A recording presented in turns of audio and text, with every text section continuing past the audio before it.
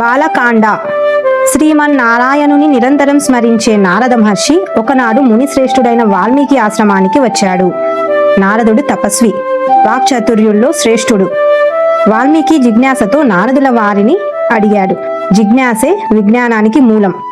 ఓ మహర్షి, అన్ని మంచి గుణాలు కలవాడు, ఎలాంటి ఆపదలు చుట్టుముట్టినా తొనకనివాడు, ధర్మం తెలిసినవాడు, ఆశ్రయించిన వారిని ఆదుకునేవాడు, మాట తప్పనివాడు, సకల ప్రాణులకు మేలు చేసేవాడు, వీరుడు, ధీరుడు, అసూయలేనివాడు, అందమున్నవాడు, ఇలాంటి శుభ లక్షణాలు కలవాడు ఎవరైనా ఈ లోకంలో ఉన్నారా అని ప్రశ్నించాడు.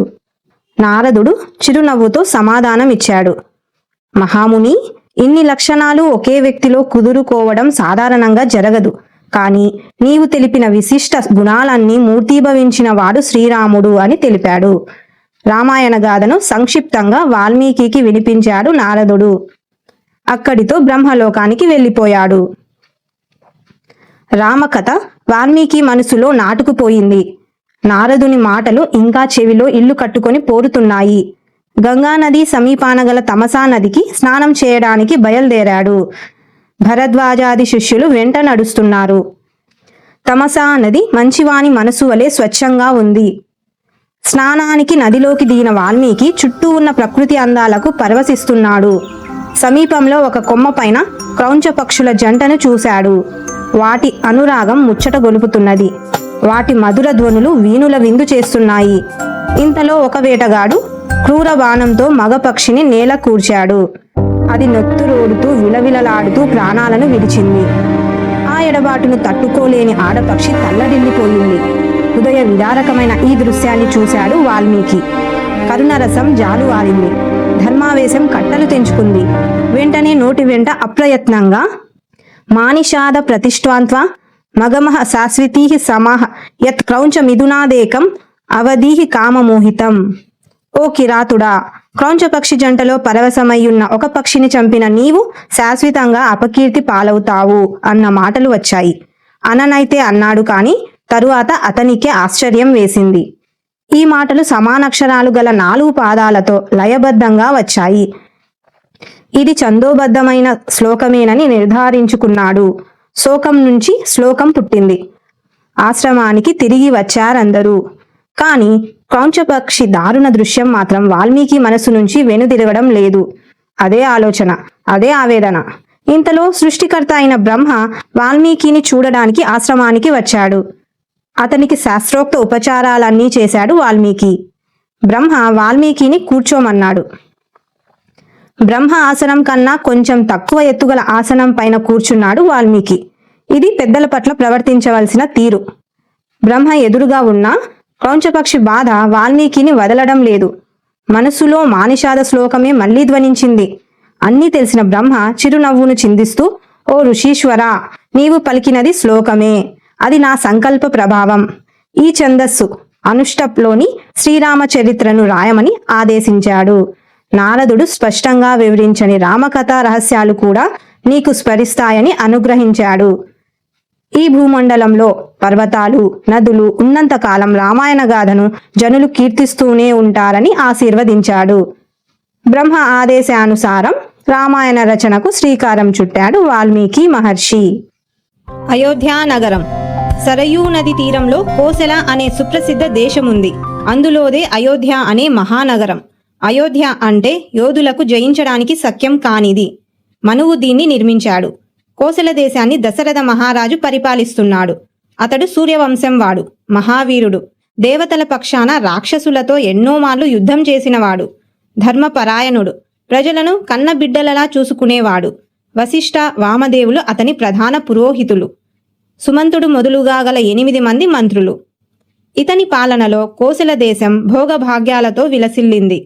ప్రజలు ధర్మవర్తనులై సుఖ సంతోషాలతో ఉన్నారు. యథా రాజా తథా ప్రజ. రాజు ఎలా ఉంటే ప్రజలు అలాగే ఉంటారు. ఎన్ని ఉన్నా సంతానం లేదన్న చింత దశరథుణ్ణి కృంగదీసింది. సంతాన ప్రాప్తి కోసం అశ్వమేధ యాగం చేయాలన్న ఆలోచన కలిగింది. వెంటనే పురోహితులు, గురువులతో సమావేశమయ్యాడు. మనసులోని మాట చెప్పాడు. వారు తదాస్తు అన్నారు. సరయూ నదికి ఉత్తర తీరంలో యజ్ఞవేదిక సిద్ధమైంది. మంత్రి సారథి అయిన సుమంతుడు ఈ యాగానికి ఋష్యశృంగ మహర్షిని ఆహ్వానిస్తే ఫలవంతమవుతుందని సూచించాడు. ఋష్యశృంగుడు విభాండక మహర్షి కుమారుడు, నిష్ఠాగరిష్ఠుడు. అతడు ఎక్కడ ఉంటే అక్కడ వానలు బాగా కురుస్తాయి. దశరథుని ఆజ్ఞ మేరకు ఋష్యశృంగుణ్ణి సగౌరవంగా తోడ్కొని వచ్చారు. 3 రోజుల పాటు అశ్వమేధ యాగం శాస్త్రోక్తంగా నిర్వహించారు. తరువాత దశరథుడు ఋష్యశృంగునితో పుత్ర ప్రాప్తి కోసం చేయవలసిన క్రతువును గురించి అడిగాడు. ఆ భారాన్ని ఋష్యశృంగునిపైనే ఉంచాడు. దశరథుని అభ్యర్థనను మన్నించిన ఋష్యశృంగుడు పుత్రకామేష్టి అనే యాగాన్ని ప్రారంభించాడు. హవిస్సులు అందుకోవడానికి బ్రహ్మాది దేవతలు, గంధర్వులు, సిద్ధులు, మహర్షులు యజ్ఞశాలలో ప్రత్యక్షమయ్యారు. అదే సమయంలో దేవతలందరూ బ్రహ్మను చేరి తమ గోడు వెళ్లబోసుకున్నారు. రావణాసురుడు బ్రహ్మ వరప్రభావం చేత విర్రవీగుతూ తమను చిత్రహింసలకు గురి చేస్తున్నాడన్నారు. ముల్లోకాలను బాధించడమే కాక ఇంద్రుని సైతం రాజ్యభ్రష్టుని చేయడానికి పూనుకొన్నాడని తెలిపారు. అతని దుండగాలకు అంతే లేదన్నారు. ఋషుల, యక్షగంధర్వుల మాట అటుంచి అతని భయంతో సూర్యుడు, సముద్రుడు, వాయువు కూడా తమ సహజ స్థితిని ప్రకటించలేకపోతున్నారని వాపోయారు. అతని పీడ విరగడయ్యే ఆలోచనను బ్రహ్మనే చెప్పమని వేడుకున్నారు. బ్రహ్మ దేవతలతో ఈ విధంగా చెప్పారు.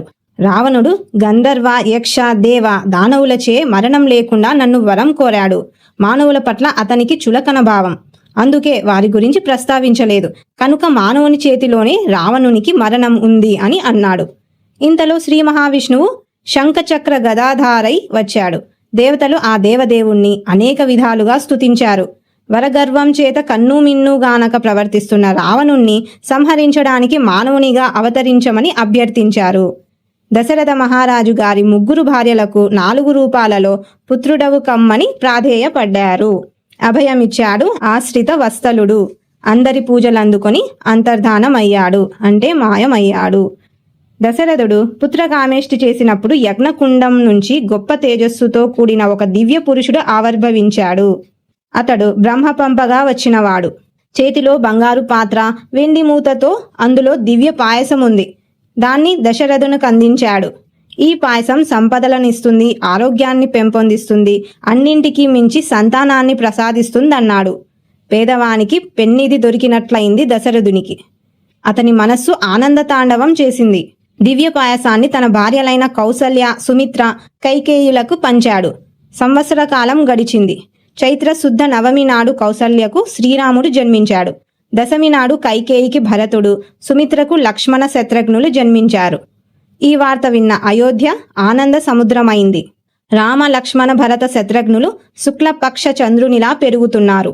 వేదశాస్త్రాలను అభ్యసించారు. ధనుర్విద్యలో నైపుణ్యం సంపాదించారు. విజ్ఞాన ఖనులయ్యారు. సద్గుణాలకు ఆటపట్టైనారు. ఉత్తమ విద్యార్థులకు ఉండవలసిన లక్షణాలివి. రాముడు ఎప్పుడూ తల్లిదండ్రుల సేవలో నిమగ్నమయ్యేవాడు. చిన్ననాటి నుంచి అన్న సేవే మిన్నగా భావించేవాడు లక్ష్మణుడు. అతడు రాముడికి బహిప్రాణం. భరత శత్రుఘ్నులు అన్యోన్య ప్రేమాభిమానాలు కలవారు. కాలచక్రం తిరుగుతున్నది. ఒకనాడు దశరథుడు తన మంత్రులు, పురోహితులు మొదలైన వారితో సమావేశమయ్యాడు. తన కుమారుల వివాహ ప్రస్తావన చేస్తున్నాడు. సరిగ్గా అదే సమయంలో అక్కడ అడుగు పెట్టాడు మహా తేజస్శాలి అయిన విశ్వామిత్ర మహర్షి. సృష్టికి ప్రతిసృష్టి చేయగల సమర్థుడతడు. దశరథుడు ఎదురేగి సాదరంగా స్వాగతించాడు. అతిథి దేవోభవ, అతిథి మనకు దేవునితో సమానం. ఇది తెలిసిన దశరథుడు విశ్వామిత్రునకు సముచిత రీతిన మర్యాదలు గావించాడు. వినయపూర్వకంగా చేతులు జోడించి విశ్వామిత్రుని రాకకు కారణాన్ని అడిగాడు. తనపై కార్యభారం పెడితే నెరవేరుస్తానన్నాడు. దశరథుని వినయానికి మురిసిపోయాడు విశ్వామిత్రుడు. వశిష్ఠుని ఉపదేశాలను పొందినవాడివి, నీవు ఇలాగే ప్రవర్తిస్తావని మెచ్చుకున్నాడు. విశ్వామిత్రుడు దశరథునితో తాను వచ్చిన పనిని తెలుపుతానన్నాడు. దాన్ని ఆచరించమన్నాడు. ఆడిన మాట తప్పవద్దన్నాడు. అసలు విషయం చెప్పాడు. ఓ రాజా, నేనొక యజ్ఞాన్ని సంకల్పించాను. కాని మారీచ, సుబాహులనే రాక్షసులు ఆ యజ్ఞానికి విఘ్నాలు కలిగిస్తున్నారు. వారిని కోపించడానికి, శపించడానికి శక్తి ఉన్నా యజ్ఞదీక్షలో ఉన్నాను కాబట్టి అది నాకు తగని పని. ఉచితానుచితాలు గ్రహించకుండా శక్తిని దుర్వినియోగపరచకూడదు. అందుకు సత్య పరాక్రముడు, సూర్యుడు అయిన శ్రీరాముణ్ణి 10 దినాల పాటు నా వెంట పంపు. అతడే ఆ రాక్షసులను చంపగల సమర్థుడు. నా వెంట వచ్చి యాగ సంరక్షణ చేయడం వల్ల శ్రీరామునికి అనేక శ్రేయస్సులు కలుగుతాయి. శ్రీరాముని పరాక్రమం ఎలాంటిదో నాకు బాగా తెలుసు. నాకే కాదు, వశిష్ఠుల వారికి, వామదేవాది మహర్షులకు తెలుసు. వారంతా అంగీకరించిన తర్వాతే రాముణ్ణి నాతో పంపమని అన్నాడు. ఈ మాటలు వింటుంటే దశరథుని గుండెలో రాయి పడ్డది. చేతులు జోడించి, మహర్షి, నా రాముడు 16 ఏండ్లు కూడా నిండనివాడు. ధనుర్విద్య ఇంకా పూర్తి కాలేదు. యుద్ధ విషయాలతో తగిన పరిచయం లేనివాడు. కనుక దయచేసి నా రాముణ్ణి కోరకండి. అంతగా కావాలంటే ధనుర్బాణ పాణి అయి నేను మీ వెంట వస్తాను. మీ యాగాన్ని సంరక్షించే బాధ్యత నాది. ఇవన్నీ ఎట్లా ఉన్నా రాముణ్ణి వదిలి నేను ఒక్క క్షణమైనా బతకలేను. మా నోముల పంట రాముడు. ఇంతకు ఆ రాక్షసులు ఎవరి అండతో ఈ దుండగానికి ఒడిగట్టారని అడిగాడు. విశ్వామిత్రుడు సమాధానమిస్తూ, పౌలస్త్య వంశజుడైన విశ్రవసుడనే ముని కుమారుడు రావణాసురుడు. అతడు కుబేరుని సోదరుడు. అనేక రాక్షస బలాలు కలవాడు. బ్రహ్మ ఇచ్చిన అసాధారణ వరాల వల్ల అతని గర్వం ఇబ్బడి ముబ్బడైంది. ముల్లోకాలను అల్లకల్లోలం చేస్తున్నాడు. అటువంటి వాడికి యజ్ఞం భగ్నం చేయడం అనేది అల్పంగా తోస్తున్నది. అందుకే ఇటువంటి పనులలో పాల్గొనడు. మారీచ, సుబాహులు ఇతని చేత ప్రేరితులై యజ్ఞాలకు విఘ్నాలను కలిగిస్తున్నారనగానే దశరథుడు మరింత భయపడ్డాడు. యుద్ధంలో యమునితో సమానులైన వారిని ఎదుర్కోవడానికి నా చిన్ని పాపన్ని పంపను. నేను కూడా యుద్ధ విషయంలో అశక్తుడనని పలికాడు. దశరథుని మాటలకు విశ్వామిత్రుడు అగ్గిమీద గుగ్గిలమైనాడు. ఇచ్చిన మాట తప్పడం మీ ఇంటా వంట లేదు. నీవందుకు సిద్ధపడితే రిక్తహస్తాలతో తిరిగి వెళతాను. మీరు సుఖంగా ఉండండి అన్నాడు విశ్వామిత్రుడు. పరిస్థితి తీవ్రతను గమనించాడు వశిష్ఠ మహర్షి. ఇచ్చిన మాట నిలబెట్టుకోమని దశరథునికి హితవు పలికాడు. మాట నిలబెట్టుకోని వానికి ధర్మ కార్యాలను ఆచరించిన ఫలం నశిస్తుందని హెచ్చరించాడు. వివిధాస్త్ర ప్రయోగ దక్షుడైన విశ్వామిత్రుడి వెంట రాముణ్ణి పంపడంలో సంశయానికి తావుండకూడదన్నాడు. రాముణ్ణి పంపితే మేలు జరుగుతుందని స్తుతిమెత్తగా సూచించాడు. వశిష్ఠుని హితవచనాలకు దశరథుడు తలొగ్గాడు. రామలక్ష్మణులను పిలిపించాడు. కౌసల్యతో కలిసి ఆశీర్వదించాడు. ప్రశాంతమైన మనస్సుతో విశ్వామిత్రుడికి అప్పగించాడు. విశ్వామిత్రుని వెంట ధనుర్ధారి అయి రాముడు నడుస్తున్నాడు. లక్ష్మణుడు అనుసరిస్తున్నాడు. సరయూ నది తీరం వెంబడి చాలా దూరం ప్రయాణించారు ముగ్గురు. తర్వాత రామలక్ష్మణులకు బల అతిబల విద్యలను ఉపదేశించాడు విశ్వామిత్ర మహర్షి. వీటి ప్రభావం వల్ల అలసట, ఆకలి దప్పులు ఉండవు. రూపకాంతులు తగ్గవు. నిద్రలో ఉన్న ఏమరుపాటుతో ఉన్న రాక్షసులేమీ చేయలేరు. ముల్లోకాల్లో ఎదురొడ్డి నిలిచే వారుండరు. రాముడు గురుసేవలో నిమగ్నుడయ్యాడు. విశ్వామిత్రుని పాదాలొత్తాడు. సేవలు చేశాడు. గురుసేవ విశేష ఫలితాన్నిస్తుంది. సరయూ నదీ తీరంలోనే వాళ్ళు ఆ రాత్రి నిద్రించారు. తెల్లవారుతోంది. విశ్వామిత్రుడు రామలక్ష్మణులకు మేల్కొలుపు పలికాడు. కౌసల్యా సుప్రజారామ పూర్వా సంధ్యా ప్రవర్తతే ఉత్సృష్ట నరసార్దూల కర్తవ్యం దైవ మాహ్నికం. కౌసల్యాదేవి సత్సంతానమైన ఓ రామ, తూర్పున ఉషకాంతులు ప్రసరిస్తున్నాయి. నిద్రలేచి నిత్య కర్మలను ఆచరించమన్నాడు. గురువాక్యం శిరసా వహించాడు రాముడు. లక్ష్మణునితో కలిసి మళ్లీ ప్రయాణం కొనసాగింది. సరయూ గంగా నదుల సంగమ ప్రదేశాన్ని చేరుకున్నారు. అక్కడి విశేషాలను గురుముఖత తెలుసుకున్నాడు. జ్ఞానాన్ని పొందడంలో నిరంతరం అప్రమత్తులై ఉండడం ఉత్తమ విద్యార్థుల లక్షణం. ప్రయాణం సాగుతున్నది. మలద, కరూస అనే జనపదాలకు చేరుకున్నారు. ఇంద్రుని అనుగ్రహ విశేషం చేత ఈ ప్రాంతాలు ధనధాన్యాల సమృద్ధితో ఉండేవి. కాని తాటక అనే యక్షిని ఈ ప్రాంతాలకు వచ్చి విధ్వంసాన్ని సృష్టించింది. పుట్టుకతోనే 1000 ఏనుగుల బలం కలిగిన ఈమెను ఎవరూ ఎదిరించలేకపోతున్నారు. అగ్నికి ఆజ్యం తోడైనట్లు ఈమెతో పాటు ఈమె కుమారుడు మారీచుడు విరుచుకపడుతూ ఈ జనపదాలను అతలాకుతలం చేస్తున్నాడు. దుష్టురాలైన తాటకను వధించమని రాముడితో అన్నాడు విశ్వామిత్రుడు. ఒక్క క్షణం రాముడు మౌనముద్ర దాల్చాడు. రాముడి భావం గ్రహించాడు విశ్వామిత్రుడు. స్త్రీని ఎలా చంపాలనే సంశయం వద్దు. అధర్మపరాయణ అయిన తాటకను చంపితే దోషం రాదని కర్తవ్యం ఉపదేశించాడు. వెంటనే రాముడు దృఢ నిశ్చయుడై అంజలి ఘటించాడు. మీరు చెప్పినట్లుగా నడుచుకొమ్మని మా నాన్నగారు నన్ను ఆదేశించారు. వారి ఆజ్ఞ నాకు శిరోధార్యమని పితృవాక్య పరిపాలనాశక్తిని చాటాడు. అలాగే గురువు ఆజ్ఞను పాలించడం శిష్యునిగా తన కర్తవ్యమని భావించి తాటక వధకు ఉద్యుక్తుడైనాడు. వికృతాకారంతో విరుచుకు పడుతున్న తాటక చేతులను తన నిశిత బాణాలతో ఖండించాడు రాముడు. అయినా ఆవేశంతో మీదికి వస్తున్న తాటక ముక్కు చెవులను కోసివేశాడు లక్ష్మణుడు. తాటక ఆవేశం రెండింతలైంది. తాను కనబడకుండా వాళ్లపై రాళ్లవాన కురిపిస్తున్నది. ఇదంతా గమనిస్తున్నాడు విశ్వామిత్రుడు. సంధ్యాకాలం సమీపిస్తున్నది. ఈలోపే తాటకను పరలోకానికి పంపమని పురమాయించాడు. అసుర సంధ్యాకాలంలో రాక్షసులు మహాబలాన్ని పొందుతారు. ఎదుర్కోవడం కష్టం.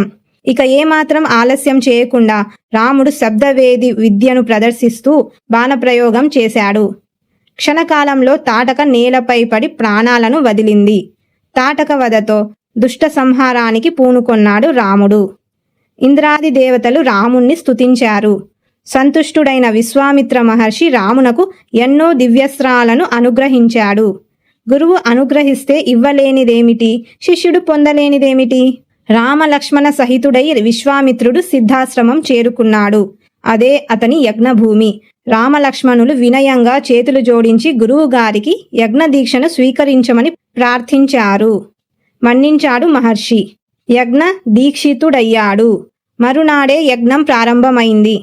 6 రోజుల పాటు సాగే ఈ యజ్ఞ విషయంలో అత్యంత జాగరూకులై ఉండమని రామలక్ష్మణులకు సూచించారు మునులు. 5 రోజులైంది. కంటి మీద కునుకు లేకుండా యజ్ఞాన్ని కాపాడుతున్నారు రామలక్ష్మణులు. కర్తవ్యాన్ని నెరవేర్చడంలో ఇంత నిష్ఠ ఉండాలి. చివరి రోజు ఉన్నట్టుండి ఒక్కసారిగా యజ్ఞకుండం నుండి జ్వాలలు ఎగసిపడ్డాయి. ఇది రాక్షసుల రాకకు సూచన.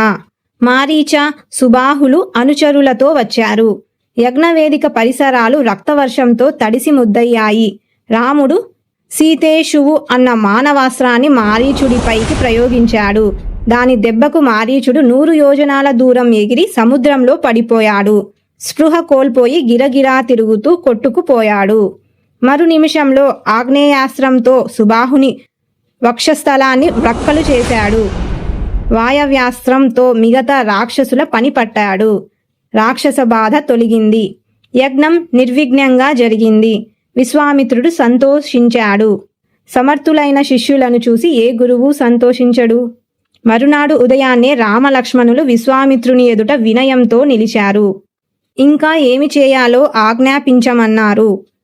విశ్వామిత్రుడు, ఓ రామ, మిథిలా నగర ప్రభువు పరమ ధార్మికుడైన జనక మహారాజు ఒక యజ్ఞాన్ని చేయ సంకల్పించాడు. మనం అక్కడికి వెళదాం. అక్కడ అద్భుతమైన ఓ మహాధనస్సుంది. నీవు చూడవచ్చునన్నాడు. సంసిద్ధులయ్యారు రామలక్ష్మణులు. మునిని అనుసరిస్తూ మిథిలా వైపుగా ముందుకు సాగుతున్నారు. అడుగులతో పాటు మాటలు సాగుతున్నాయి. రాముని కోరిక మేరకు తమ వంశ పుట్టు పూర్వోత్తరాలను వివరించాడు విశ్వామిత్రుడు. ఆ రాత్రి సోనా నదీ తీరంలో విశ్రమించారు.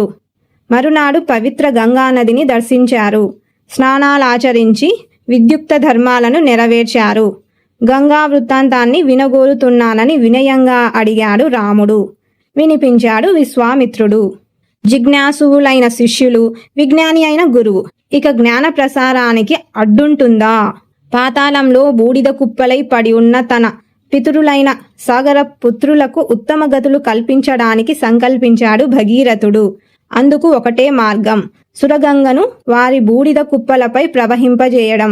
కాని ఆకాశంలోని గంగను పాతాళానికి దింపడం ఒక పట్టాన జరిగే పనేనా? అయినా దృఢ సంకల్పానికి అసాధ్యమైనది లేదు.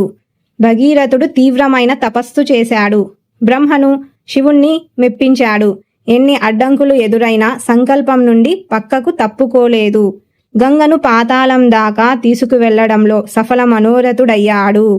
అందుకే పట్టుదల విషయంలో భగీరథ ప్రయత్నం అన్న జాతీయం ఏర్పడింది. భగీరథుని వంశంలోని వాడే రాముడు. గంగావతరణాన్ని గురించి విశ్వామిత్రుడు రాముడికి చెప్పడంలో ఒక ఆంతర్యం ఉంది. తన పూర్వీకులు ఎంత గొప్పవారో తెలుసుకొని దానికనుగుణంగా నడవడం, పితరుల పట్ల ఎంత భక్తి ప్రపత్తులుండాలో తెలపడం, పట్టిన పని ఫలవంతమయ్యే వరకు పట్టుదల ఎలా ఉండాలో చెప్పడం. అయితే ఇవన్నీ నేరుగా చెప్పలేదు విశ్వామిత్రుడు. అయినా ఆంతర్యాన్ని గ్రహించాడు రాముడు. ఇదే ఉత్తమ గురు శిష్యుల వ్యవహారం. మిథిలానగర సమీపానికి చేరుకున్నారు విశ్వామిత్ర, రామ, లక్ష్మణులు. అక్కడ ఒక ఆశ్రమాన్ని చూశాడు రాముడు. అది పాతదైనా అందంగా అగుపిస్తున్నది. కానీ జనసంచారమే లేదు. ఏమిటి చిత్రమని అడిగాడు రాముడు. అది గౌతమ మహర్షి ఆశ్రమమని ఆ కథనంతా వివరించాడు విశ్వామిత్రుడు. మహాతపస్సంపన్నుడైన గౌతమ మహర్షి తన భార్య అయిన అహల్యతో ఈ ఆశ్రమంలో ఉండేవాడు. ఒకానొక సందర్భంలో అహల్య అపరాధం చేసిందని భావించి ఆగ్రహోదగ్రుడయ్యాడు గౌతముడు. కొన్ని వేల సంవత్సరాలు అన్నపానాదులు లేక వాయువునే ఆహారంగా తీసుకుంటూ ఈ ఆశ్రమంలోనే బూడిదలో పడి ఉండమని ఆమెను శపించాడు. ఎవ్వరికీ కనబడకుండా ఉంటావన్నాడు. రాముని రాకతో శాప విముక్తి కలిగి నిజ రూపాన్ని పొందుతావన్నాడు. రామ, గౌతమాశ్రమంలో కాలు మోపి అహల్యకు శాప విముక్తి కలిగించు అని విశ్వామిత్రుడు ఆజ్ఞాపించాడు. చుట్టూ బూడిద ఆవరించి ఉండి కఠోర దీక్షలో ఉన్న అహల్య పొగ కమ్ముకొన్న అగ్ని తేజస్సులా ఉంది. ఆ మహాత్మురాలిని రాముడు చూశాడు. రాముడి దర్శనంతో ఆమెకు శాప విముక్తి కలిగింది. అహల్య, గౌతములు రాముణ్ణి యథావిధిగా గౌరవించారు. వారి సత్కారాలందుకొని రాముడు విశ్వామిత్రుని వెంట లక్ష్మణ సహితుడై మిథిలా నగరానికి బయలుదేరాడు. మిథిలా నగరంలో ప్రభువైన జనక మహారాజు వీరిని సముచితంగా సమాదరించాడు. మిథిలలో అహల్య, గౌతముల పెద్ద కుమారుడైన శతానందుడు రామదర్శనం చేసుకొన్నాడు. తన తల్లినుద్ధరించినందులకు కృతజ్ఞతాంజలులు సమర్పించాడు. మహాతపస్శాలి అయిన విశ్వామిత్రుని అనుగ్రహం పొందగలగడం చాలా విశేషమని రాముణ్ణి మెచ్చుకున్నాడు. విశ్వామిత్ర మహర్షి అసాధారణ శక్తి సామర్థ్యాలను వివరించాడు శతానందుడు. మరునాడు ప్రాంతకాలంలో జనకుడు విశ్వామిత్ర, రామ, లక్ష్మణులను ఆహ్వానించాడు. కర్తవ్యోపదేశం చేయవలసిందిగా విశ్వామిత్రుణ్ణి ప్రార్థించాడు. అప్పుడు ప్రత్యుత్తరమిస్తూ విశ్వామిత్రుడు, వీరు దశరథ మహారాజు కుమారులు, జగత్ ప్రసిద్ధులైన వీరులు. మీ దగ్గర ఉన్న ధనస్సును చూడాలనుకుంటున్నారు. దాన్ని చూపించండి, శుభం జరుగుతుంది, వాళ్ళ ముచ్చట తీరుతుందన్నాడు. అప్పుడు జనకుడు తన దగ్గరున్న శివధనస్సు చరిత్రను వివరించాడు. యాగం కోసం భూమిని దున్నుతుండగా ఓ పాప దొరికిందని, నాగటి చాలున దొరికినందువల్ల ఈమెకు సీత అనే పేరు వచ్చిందని చెబుతూ ఆమెను గొప్ప పరాక్రమవంతుడికివ్వాలన్న తన అభిమతాన్ని వెలిబుచ్చాడు. శివధనస్సును ఎక్కుపెట్టగలవాడే సీతకు తగిన భర్త అన్నాడు. గతంలో ఎందరో రాజులు వచ్చి శివధనస్సు ఎక్కుపెట్టడానికి విఫల ప్రయత్నం చేశారని, ఎక్కుపెట్టడం మాట ఎలా ఉన్నా కనీసం కదలించలేకపోయారన్నాడు. ఇదంతా విని శివధనస్సును తెప్పించమన్నాడు విశ్వామిత్రుడు. సరేనన్నాడు జనకుడు. బలిష్ఠులు, దీర్ఘకాయులైన 5,000 మంది అతి కష్టం మీద శివధనస్సుతో కూడిన పేటికను తీసుకువచ్చారు. విశ్వామిత్ర మహర్షి అనుమతితో ధనస్సు మధ్య భాగాన్ని అవలీలగా పట్టుకున్నాడు రాముడు. ధనుర్విద్యలో ఆరితేరిన రాముని చేయి సోకగానే ఆ ధనస్సు వంగింది. వింటినారిని సంధించాడు. వేల కొలది సదస్యులు ఆశ్చర్యంలో మునిగిపోయారు. అల్లెతాడును ఆకర్ణాంతంగా లాగాడు రాముడు. పిడుగుపాటులా భయంకర శబ్దాన్ని చేస్తూ విల్లు పెళ్ళున విరిగింది.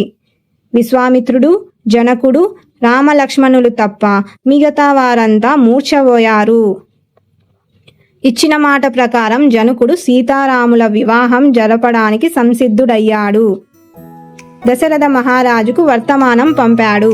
అయోధ్య నుంచి అందరూ తరలి వచ్చారు. జనకుడు తన కుమార్తెలైన సీతను, ఊర్మిలను రామలక్ష్మణులకు, తన తమ్ముడు కుశధ్వజుని కుమార్తెలైన మాండవిని, శృతకీర్తిని భరత శత్రుఘ్నులకు ఇచ్చి వివాహం జరిపించాడు. అంగరంగ వైభవంగా జరిగాయి కళ్యాణాలు. మరునాడు విశ్వామిత్ర మహర్షి కొత్త దంపతులను ఆశీర్వదించి దశరథ, జనక మహారాజులను వీడ్కొని హిమాలయ పర్వతానికి వెళ్ళాడు. తరువాత బంధుమిత్ర సమేతంగా దశరథుడు అయోధ్యకు బయలుదేరాడు. దారిలో వీళ్లకు పరశురాముడు ఎదురుగా వచ్చాడు. అతడు ప్రళయకాల రుద్రుడిలా ఉన్నాడు. గండ్రగొడ్డలిని, ధనుర్బాణాలను ధరించాడు. ప్రజ్వరిల్లే అగ్నిలా భయంకరంగా ఉన్నాడు. క్షత్రియులంటే ఇతనికి సరిపడదు. పూర్వం క్షత్రియుడైన కార్యవీర్యార్జునుడు ఇతని తండ్రి అయిన జమదగ్నిని చంపాడు. అప్పటి నుండి క్షత్రియ నిర్మూలానికి కంకణం కట్టుకున్నాడు. 21 సార్లు భూప్రదక్షిణం చేసి ఎంతోమంది క్షత్రియులను తన గండ్ర గొడ్డలికి బలి చేశాడు. పరశురాముడు శ్రీరామునితో తన దగ్గరున్న వైష్ణవ ధనస్సు ఎక్కుపెట్టమని సవాలు విసిరాడు. సరేనని రాఘవుడు అవలీలగా ఎక్కుపెట్టాడు. ఓటమిని అంగీకరించిన పరశురాముడు తక్షణమే మహేంద్ర పర్వతానికి వెళ్ళిపోయాడు. దశరథుడు సపరివారంగా అయోధ్యకు చేరుకున్నాడు. భరతుడు శత్రుఘ్నునితో మేనమామ వెంట తాతగారింటికి వెళ్ళాడు. రామలక్ష్మణులు తల్లిదండ్రుల సేవలో గురువుల సేవలో తరిస్తూ అయోధ్యలోనే ఉండిపోయారు. అయోధ్యాకాండ. దశరథునికి పుత్రుల మీద ఎంతో ప్రేమ. వారిని తన శరీరం నుండి పుట్టిన 4 చేతులలాగా భావించాడు. ఈ 4 కుమారులలో భరత శత్రుఘ్నులు దేశాంతరంలో ఉండటం వల్ల బెంగ పెట్టుకున్నాడు. వాళ్లను మళ్లీ మళ్లీ తలుచుకుంటున్నాడు. దశరథునికి శ్రీరాముని మీద మక్కువ ఎక్కువ. దానికి కారణం శ్రీరాముడు సద్గుణ రాశి కావడమే. రూపంలోనూ గుణంలోనూ శ్రేష్ఠుడు, మహావీరుడు, మృదువుగా మాట్లాడతాడు, శరణన్న వారిని కాపాడతాడు, కోపం గర్వం లేనివాడు, సత్యం పలికేవాడు, పరుల సంపదను ఆశించనివాడు, దీనులను ఆదుకొనేవాడు, కాలాన్ని వృధా చేయకుండా జ్ఞానులతో సజ్జనులతో వివిధ విషయాలను చర్చించేవాడు, వినయశీలి, తల్లిదండ్రుల పట్ల గురువుల పట్ల నిశ్చల భక్తి కలవాడు, సోమరితనం ఏమరుపాటు లేనివాడు, కలలలో ఆరితేరినవాడు, అసూయ మాత్సర్యం లేనివాడు, ప్రజల పట్ల వాత్సల్యం కలవాడు. ఇన్ని మంచి గుణాలకు పాదైన శ్రీరాముడంటే తల్లిదండ్రులకే కాదు ప్రజలందరికీ పరమప్రీతి. సకల గుణాభిరాముడైన శ్రీరాముడు తమకు ప్రభువు కావాలని ప్రజల కోరిక. దీనికి తోడు నేను జీవించి ఉన్నప్పుడే శ్రీరాముడు రాజైతే ఎంత బాగుంటుంది, నేనెంతగా సంతోషిస్తానో అని ఉవ్విల్లూరుతున్నాడు దశరథుడు. మంత్రులతో ఆలోచించి శ్రీరాముణ్ణి యువరాజును చేయడానికి నిశ్చయించుకున్నాడు. రాజ్యంలోని ప్రముఖులను, జానపదులను, సామంతరాజులను, ప్రజలను పిలిపించాడు. శ్రీరాముడి యువరాజ పట్టాభిషేక విషయాన్ని వెల్లడించాడు. ఇది అందరికీ నచ్చినట్లయితేనే అనుమతినివ్వమన్నాడు. దీనికన్నా ప్రజలకు మేలు కలిగించేది ఏదైనా ఉన్నా ఆలోచించి చెప్పమన్నాడు. ప్రజానురంజక పాలన అంటే ఇదే. సభలోని వారంతా శ్రీరామ పట్టాభిషేకాన్నే సమర్థిస్తూ హర్షధ్వానాలు చేశారు. రాజాజ్ఞ మేరకు వశిష్ఠుడు మంత్రులను, అధికారులను యౌవరాజ్య పట్టాభిషేక మహోత్సవానికి ఏర్పాట్లను చేయవలసిందిగా ఆదేశించాడు. దశరథుడు శ్రీరాముణ్ణి పిలిపించాడు. శ్రీరాముడు వచ్చి తండ్రికి పాదాభివందనం చేశాడు. దశరథుడు శ్రీరాముణ్ణి అక్కున చేర్చుకున్నాడు. బంగారు సింహాసనం మీద కూర్చోబెట్టాడు. చిరునవ్వులు చిందిస్తూ, రామా, నీ సుగుణాలతో ప్రజలను మెప్పించావు కనుక నీవు యువరాజ పట్టాభిషేకం చేసుకోవాలి. నీ బాధ్యత పెరుగుతున్నది. మరింత వినయవంతుడివి కావాలి, జితేంద్రియుడివి కావాలి అంటూ రాజధర్మాలను నూరిపోశాడు. తండ్రి వద్ద సెలవు తీసుకుని తల్లి అయిన కౌసల్య దగ్గరకు వచ్చాడు శ్రీరాముడు. ఆమె ఆశీస్సులందుకున్నాడు. వశిష్ఠుని ఆదేశం మేరకు పట్టాభిషేకానికి అనువుగా సీతారాముల ఉపవాస దీక్షను తీసుకున్నాడు. శ్రీరామ పట్టాభిషేక మహోత్సవం కోసం అయోధ్య తనను తాను అలంకరించుకుంది. నగరమంతా ఆనందశోభ తాండవిస్తున్నది. ఇది చూసిన మంధర కళ్ళలో నిప్పులు పోసుకున్నది. కైకేయి అత్తవారింటికి వచ్చినప్పుడు వెంట వచ్చిన అరణపు దాసి మంధర పరుగు పరుగున కైకేయి దగ్గరికి వెళ్ళి పట్టాభిషేక విషయం చెప్పింది. కైకేయి చాలా ఆనందించి వార్త చెప్పినందుకు మంధరకు విలువైన బహుమానాలు అందించింది. నిశ్చేష్టురాలైంది మంధర. దుఃఖించవలసిన సమయంలో ఎందుకు సంతోషిస్తున్నావని నిలదీసింది కైకేయిని. నాకు రాముడు, భరతుడు ఇద్దరూ సమానమే. రాముడు పట్టాభిషిక్తుడు అవుతున్నాడంటే అంతకన్నా నాకు ఆనందమేముంటుందన్నది కైకేయి. కైకేయి మాటలు విని ముక్కున వేలేసుకుంది మంధర. రాముడు రాజైతే కౌసల్య రాజమాత అవుతుంది. అప్పుడు మాతో పాటు నీవు కూడా ఆమెకు దాసివవుతావు. రామునికి నీ కొడుకు దాస్యం చేయాల్సి వస్తుంది. రాముడి సంతానానికే తరువాతి కాలంలో రాజ్యాధికారం వస్తుంది. కానీ భరతుని సంతానానికి రావడం శూన్యం. కనుక భరతునికి రాజ్యాధికారం దక్కేటట్లు, రాముడు అడవుల పాలయ్యేటట్లు చూడమని దుర్బోధ చేసింది. కైకేయి మనసు మారింది. చెప్పుడు మాటలు చేటుకు కారణం. తగిన ఉపాయాన్ని చెప్పమని మందరకు కోరింది కైకేయి. గతంలో దశరథుడు ఇచ్చిన 2 వరాలను ఇప్పుడు ఉపయోగించుకోమని సూచించింది మందర. ఈ సూచన మేరకు దశరథుని వల్ల వరాలు పొందడానికి కోపగృహంలోకి ప్రవేశించింది కైకేయి. దశరథుడు శ్రీరామ పట్టాభిషేక వార్తను తెలపడానికి కైకేయి దగ్గరికి వచ్చాడు. కటిక నేల మీద ఉన్నది కైకేయి. తీవ్రమైన అలకతో ఉన్నది. దశరథుడు ఓదార్చడానికి పూనుకున్నాడు. కానీ అతని ప్రయత్నమంతా బూడిదలో పోసిన పన్నీరైంది. ఏం చేయాలో పాలుపోలేదు. విషయం అడిగాడు. అదే అదనుగా భావించింది కైకేయి. నాకొక కోరిక ఉంది, దాన్ని మీరే తీర్చాలి. అలా తీరుస్తానని మాట ఇవ్వాలన్నది. ప్రాణానికి ప్రాణమైన శ్రీరాముడి మీద ఒట్టు పెట్టి సరేనన్నాడు దశరథుడు. ఇంకేం, మనసులోని మాటను చెప్పేసింది. గతంలో మీరిచ్చిన 2 వరాలను ఇప్పుడు కోరుకుంటున్నాను. శ్రీరాముడి కోసం ఏర్పాటు చేసిన సన్నాహాలతో భరతుడికి పట్టాభిషేకం చేయాలి. శ్రీరాముడు నారచీరలు, జింక చర్మం ధరించి జటాధారి అయి దండకారణ్యానికి వెళ్ళి తాపస వృత్తిలో 14 సంవత్సరాలు ఉండాలి. శ్రీరాముడు ఇప్పుడే నేను చూస్తుండగానే బయలుదేరాలి అని కోరింది. కైకేయి మాటలకు స్పృహ కోల్పోయాడు దశరథుడు. కొంతసేపటికి తేరుకున్నాడు. తన్నుకొని వస్తున్న దుఃఖంతో, కైకా, రాముడు నీకేం అపకారం చేశాడు? భరతుడి కన్నా ఎక్కువగా నిన్ను సేవించాడు. అటువంటి వాణ్ణి అడవుల పాల్చేయమని అడగడానికి నీకు నోరెలా వచ్చింది? నా రాముణ్ణి విడిచి నేను ఒక్క క్షణమైనా బతకలేను. చేతులు జోడిస్తున్నా, నీ పాదాలు పట్టుకుంటా. రాముణ్ణి మాత్రం నాకు దూరం చేయవద్దని బతిమాలాడు. కఠినశిల కన్నీటికి కరుగుతుందా? కైకేయి మారలేదు. శ్రీరాముణ్ణి తోడ్కొని రావలసిందిగా కైకేయి సుమంతుణ్ణి ఆజ్ఞాపించింది. రాజాజ్ఞ కావాలన్నాడు సుమంతుడు. శ్రీరాముణ్ణి చూడాలని ఉంది, వెంటనే తీసుకురమ్మన్నాడు దశరథుడు. రాజాజ్ఞను పాటించాడు సుమంతుడు. శ్రీరాముడు వచ్చి దశరథునికి, కైకేయికి పాదాభివందనాలు చేశాడు. దశరథునికి మాట రావడం లేదు, కన్నీళ్లు తప్ప. తండ్రి బాధకు కారణమేమిటో తెలియక సతమతమవుతున్నాడు దాశరథి. కైకేయిని అడిగాడు. గతంలో నాకిచ్చిన 2 వరాలను అడిగాను. నిన్ను దృష్టిలో ఉంచుకొని వాటిని ఉల్లంఘించేందుకు చూస్తున్నారు. వాటిని నువ్వు పాటిస్తానని ప్రమాణం చేస్తే చెబుతాను అన్నది కైకేయి. రాముడు క్షణం కూడా ఆలోచించలేదు. నా తండ్రే నాకు గురువు, పాలకుడు, హితుడు. ఆయన ఆదేశించాలే కాని విషాన్ని తాగడానికైనా సముద్రంలో దూకడానికైనా సిద్ధమే. తండ్రి గారి కోరిక ఏమిటో చెబితే తప్పక పాటిస్తాను. రాముడు ఆడిన మాట తప్పడని పలికాడు. శ్రీరాముని పితృభక్తి, సత్యానురక్తి అలాంటివి. కైకేయి 2 వరాలను గురించి చెప్పింది. రాముని ముఖంలో ఎలాంటి మార్పు లేదు.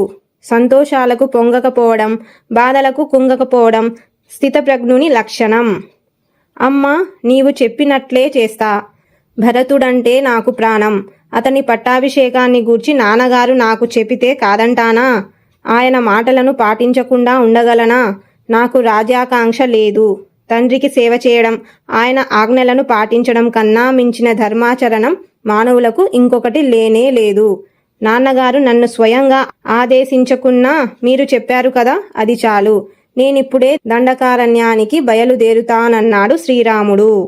శ్రీరాముని మాటలు విన్న దశరథుడు శోకభారంతో స్పృహ కోల్పోయాడు. శ్రీరాముడు తండ్రి పాదాలకు ప్రణమిల్లాడు. కైకేయి పాదాలకు నమస్కరించాడు. అంతఃపురం నుండి బయటకు వచ్చాడు. లక్ష్మణునితో కలిసి కౌసల్యామాతను దర్శించుకున్నాడు. తన అరణ్యవాస విషయాన్ని చెప్పాడు. ఆ మాటలు వింటూనే కౌసల్య గండ్రగొడ్డలి చేత నరికిన మద్ది చెట్టులా నేల మీద పడిపోయింది. అంతులేని ఆవేదనకు లోనైంది. వనవాసానికి వెళ్ళవద్దని కౌసల్య, లక్ష్మణులు పరిపరి విధాలా శ్రీరాముడితో నచ్చజెప్ప చూశారు. కానీ శ్రీరాముడు తండ్రి మాటకే తలొగ్గాడు. వెళ్ళక తప్పదన్నాడు. కైకేయి పట్ల తనకు ఏమాత్రం అనాదరభావం లేదన్నాడు. తన పట్టాభిషేకం ఆగిపోవడానికి కైకేయి కారణం కాదని, విధి ప్రేరణచే ఆమె అట్లా మాట్లాడిందని సమర్థించాడు. తనకు రాజ్యమైన వనవాసమైన సమానమేనని ప్రకటించాడు. పుత్ర వ్యామోహంతో కౌసల్య శ్రీరాముని వెంట వనవాసానికి సిద్ధపడింది. కానీ భర్తను వదిలి రావడం ధర్మం కాదన్నాడు శ్రీరాముడు. ఎలాగో మనసును స్థిమితపరుచుకుని కౌసల్య శ్రీరాముణ్ణి దీవించింది. రామా, సత్పురుషుల బాటలో నడువు. నీ ధర్మమే నీకు రక్ష. నువ్వు చేసిన తల్లిదండ్రుల సేవ, నీ సత్యబలం నీకు రక్షగా ఉంటాయి. నీకు ఎలాంటి బాధలు కలగకుండుగాక అని శుభాశీస్సులందించింది. అక్కడి నుండి సీతామందిరానికి వెళ్ళాడు శ్రీరాముడు. తన వనవాస విషయం చెప్పాడు. అయోధ్యలో ఎలా మసులుకోవాలో సీతకు తెలిపాడు. కానీ సీత రాముని వెంటే వనవాసానికి వెళ్ళడానికి నిశ్చయించుకుంది. ఆ మాటే శ్రీరామునితో చెప్పింది. మీరు లేకుండా స్వర్గసుఖాలు లభించినా ఇష్టపడను. పతిని అనుసరించడమే సతికి ధర్మం, సుఖప్రదం, శుభప్రదం అని తెలిపింది. శ్రీరాముడు అంగీకరించక తప్పలేదు. తనను కూడా వెంట తీసుకెళ్లమని లక్ష్మణుడు శ్రీరాముణ్ణి ప్రాధేయపడ్డాడు. శ్రీరాముడి సేవాభాగ్యం ముందు త్రిలోకాధిపత్యం కూడా చిన్నదేనని, సకలోపచారాలు చేసే అవకాశం తనకివ్వమని అభ్యర్థించాడు. సరేనన్నాడు శ్రీరాముడు. తల్లి అయిన సుమిత్రకు, ఆత్మీయులకు ఈ విషయం తెలిపి వారి ఆమోదాన్ని పొందమన్నాడు. సీతారామ లక్ష్మణులు దశరథుని దర్శించడానికి బయలుదేరారు. కాలినడకన వస్తున్న శ్రీరాముణ్ణి చూసి ప్రజలు బావురుమన్నారు. లక్ష్మణునిలాగా తామందరూ రాముని వెంట వెళ్ళాలనుకున్నారు.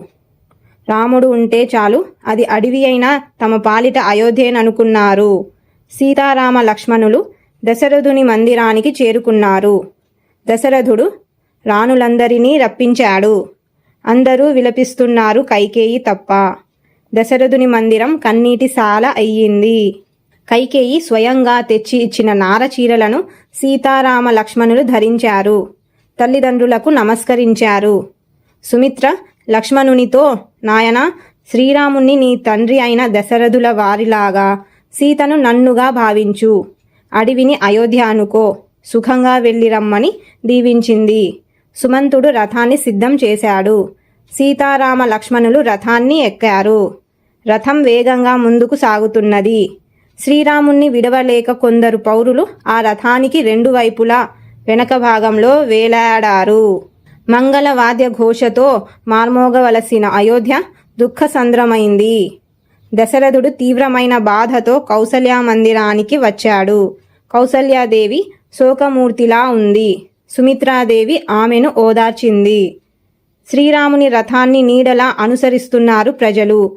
అయోధ్యకు మళ్ళీ పొండని వాళ్లను శ్రీరాముడు ఎంతగానో చెప్పాడు. మీరే అయోధ్యకు రండి, లేదా మేము మీ వెంట రావడానికి అనుమతించండి అని వేడుకుంటున్నారు ప్రజలు. రథం తమసా నదీ తీరానికి చేరింది. ఆ రాత్రి అందరూ అక్కడే విడిది చేశారు. తెల్లవారుతున్నది. అలసట చేత పౌరులందరూ గాఢ నిద్రలో ఉన్నారు. ఇంకా వాళ్లను శ్రమ పెట్టడం శ్రీరామునకు నచ్చలేదు. శ్రీరామునకు ఇష్టం లేదు. అందుకని వాళ్ళు నిద్ర లేచే లోపే అక్కడి నుండి వెళ్ళాలని లక్ష్మణునితో అన్నాడు. సుమంతుని సారథ్యంలో సీతారామ లక్ష్మణులు అక్కడి నుండి బయలుదేరారు. నిద్ర లేచిన పౌరులు శ్రీరాముడు కనబడకపోవడంతో తికమక పడ్డారు. తమ మొద్దు నిద్రను తామే నిందించుకున్నారు. చేసేది లేక అయోధ్యకు తిరుగుముఖం పట్టారు. రథం వేదశ్రుతి, గోమతి, సనందికా నదులను దాటింది. కోసల దేశపు పొలిమేరలకు చేరుకుంది. అక్కడి నుండి అయోధ్య వైపుగా తిరిగి శ్రీరాముడు నమస్కరించాడు. ముందుకు సాగుతూ గంగా తీరానికి చేరుకున్నారు. ఆ తీరంలో శృంగిబేరపురమున్నది. గుహుడు ఆ ప్రదేశానికి రాజు. అతడు శ్రీరామ భక్తుడు.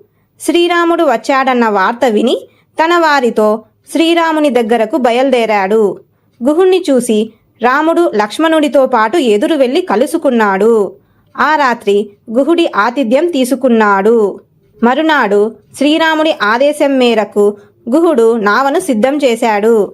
శ్రీరాముడు మర్రిపాలను తెప్పించాడు. వాటితో తనకు లక్ష్మణునకు జడలను సిద్ధపరచాడు. రామలక్ష్మణులు జటాధారులయ్యారు. సీతారామ లక్ష్మణులు పడవ ఎక్కారు. అవతలి తీరానికి తీసుకువెళ్లాలని నావికులకు సూచించాడు గుహుడు.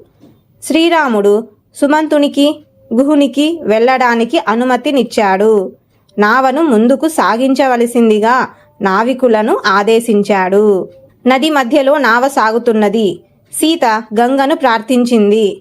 నావ దక్షిణ తీరానికి చేరింది. నావ దిగిన శ్రీరాముడు సీతాలక్ష్మణ సమేతుడై వనాలకు బయలుదేరాడు. శ్రీరాముని ఆదేశం మేరకు ముందు లక్ష్మణుడు, వెనక సీత, ఆమె వెనక శ్రీరాముడు నడుస్తున్నారు. సాయంకాలానికల్లా భరద్వాజాశ్రమానికి చేరారు. అది గంగా యమున సంగమ ప్రదేశంలో ఉంది. ముని వాళ్లకు అతిథి సత్కారాలు చేశాడు. వనవాస కాలాన్ని ఆ ప్రాంతంలోనే గడపమని కోరాడు. కానీ రాముడు శుతిమెత్తగా తిరస్కరించాడు. జనులకు అందుబాటులో ఉండని ఆశ్రమవాసానికి అనువైన ప్రదేశం ఏదైనా సూచించమని శ్రీరాముడు కోరాడు. 10 కోసుల దూరంలో చిత్రకూటం అనే పవిత్రమైన పర్వత ప్రదేశం ఉందని, మహర్షుల నివాస స్థానమైన అదే తగిన చోటని భరద్వాజుడన్నాడు. మహర్షి సూచనననుసరించి యమునా నదిని దాటి చిత్రకూటం చేరుకున్నారు సీతారామ లక్ష్మణులు. అన్న ఆదేశం ప్రకారం అక్కడ నేరేడు కర్రలతో కుటీరాన్ని నిర్మించాడు లక్ష్మణుడు. సశాస్త్రీయంగా అందులోకి ప్రవేశించారు. ఈ విషయాన్నంతా గూఢచారుల ద్వారా గుహుడు తెలుసుకున్నాడు. గుహుని ద్వారా సుమంతుడు గ్రహించాడు. సుమంతుడు గుహుడి దగ్గర సెలవు తీసుకుని అయోధ్యకు వెళ్ళాడు. దశరథుడు సుమంతుడి ద్వారా రాముడి విషయాలను తెలుసుకున్నాడు. కౌసల్య దశరథుల ఆవేదనకు అంతులేదు. దశరథుడు గతంలో తాను మునిబాలకుణ్ణి పొరపాటుగా చంపిన సంఘటనను, అతని తల్లిదండ్రులిచ్చిన శాపాన్ని గుర్తు చేసుకున్నాడు. అదే పుత్ర వియోగానికి కారణమనుకున్నాడు. శ్రీరాముని ఎడబాటుకు దశరథుని మనసు కకావికలమైంది. దుఃఖాగ్నికి తట్టుకోలేక గుండె చల్లబడింది. అర్ధరాత్రి తరువాత దశరథుడు ప్రాణాలు విడిచాడు. అందరూ బావురుమన్నారు. దశరథుని దేహాన్ని ఒక తైలద్రోణిలో భద్రపరచారు. వశిష్ఠుడి ఆజ్ఞ మేరకు దూతలు భరత శత్రుఘ్నులను తీసుకురావడానికి వెళ్లారు. 7 రోజులు ప్రయాణం చేసి 8వ నాడు అయోధ్యకు చేరుకున్నారు భరత శత్రుఘ్నులు. తండ్రి మరణానికి తల్లడిల్లాడు భరతుడు.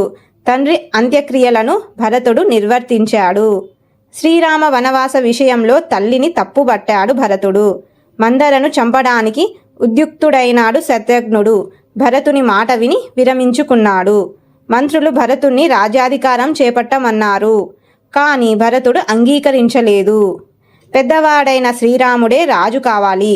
ఆయనకు బదులు నేను 14 సంవత్సరాలు వనవాసం చేస్తాను. చతురంగ బలాలను సిద్ధపరచండి. నేను వెళ్ళి శ్రీరాముణ్ణి అయోధ్యకు తీసుకువస్తాను అని తెలిపాడు. భరతుడు అయోధ్యావాసులతో కూడి బయలుదేరాడు. శృంగిబేరపురం చేరాడు. గుహుడు భరతుని ఆంతర్యం తెలియక యుద్ధ సన్నద్ధుడయ్యాడు.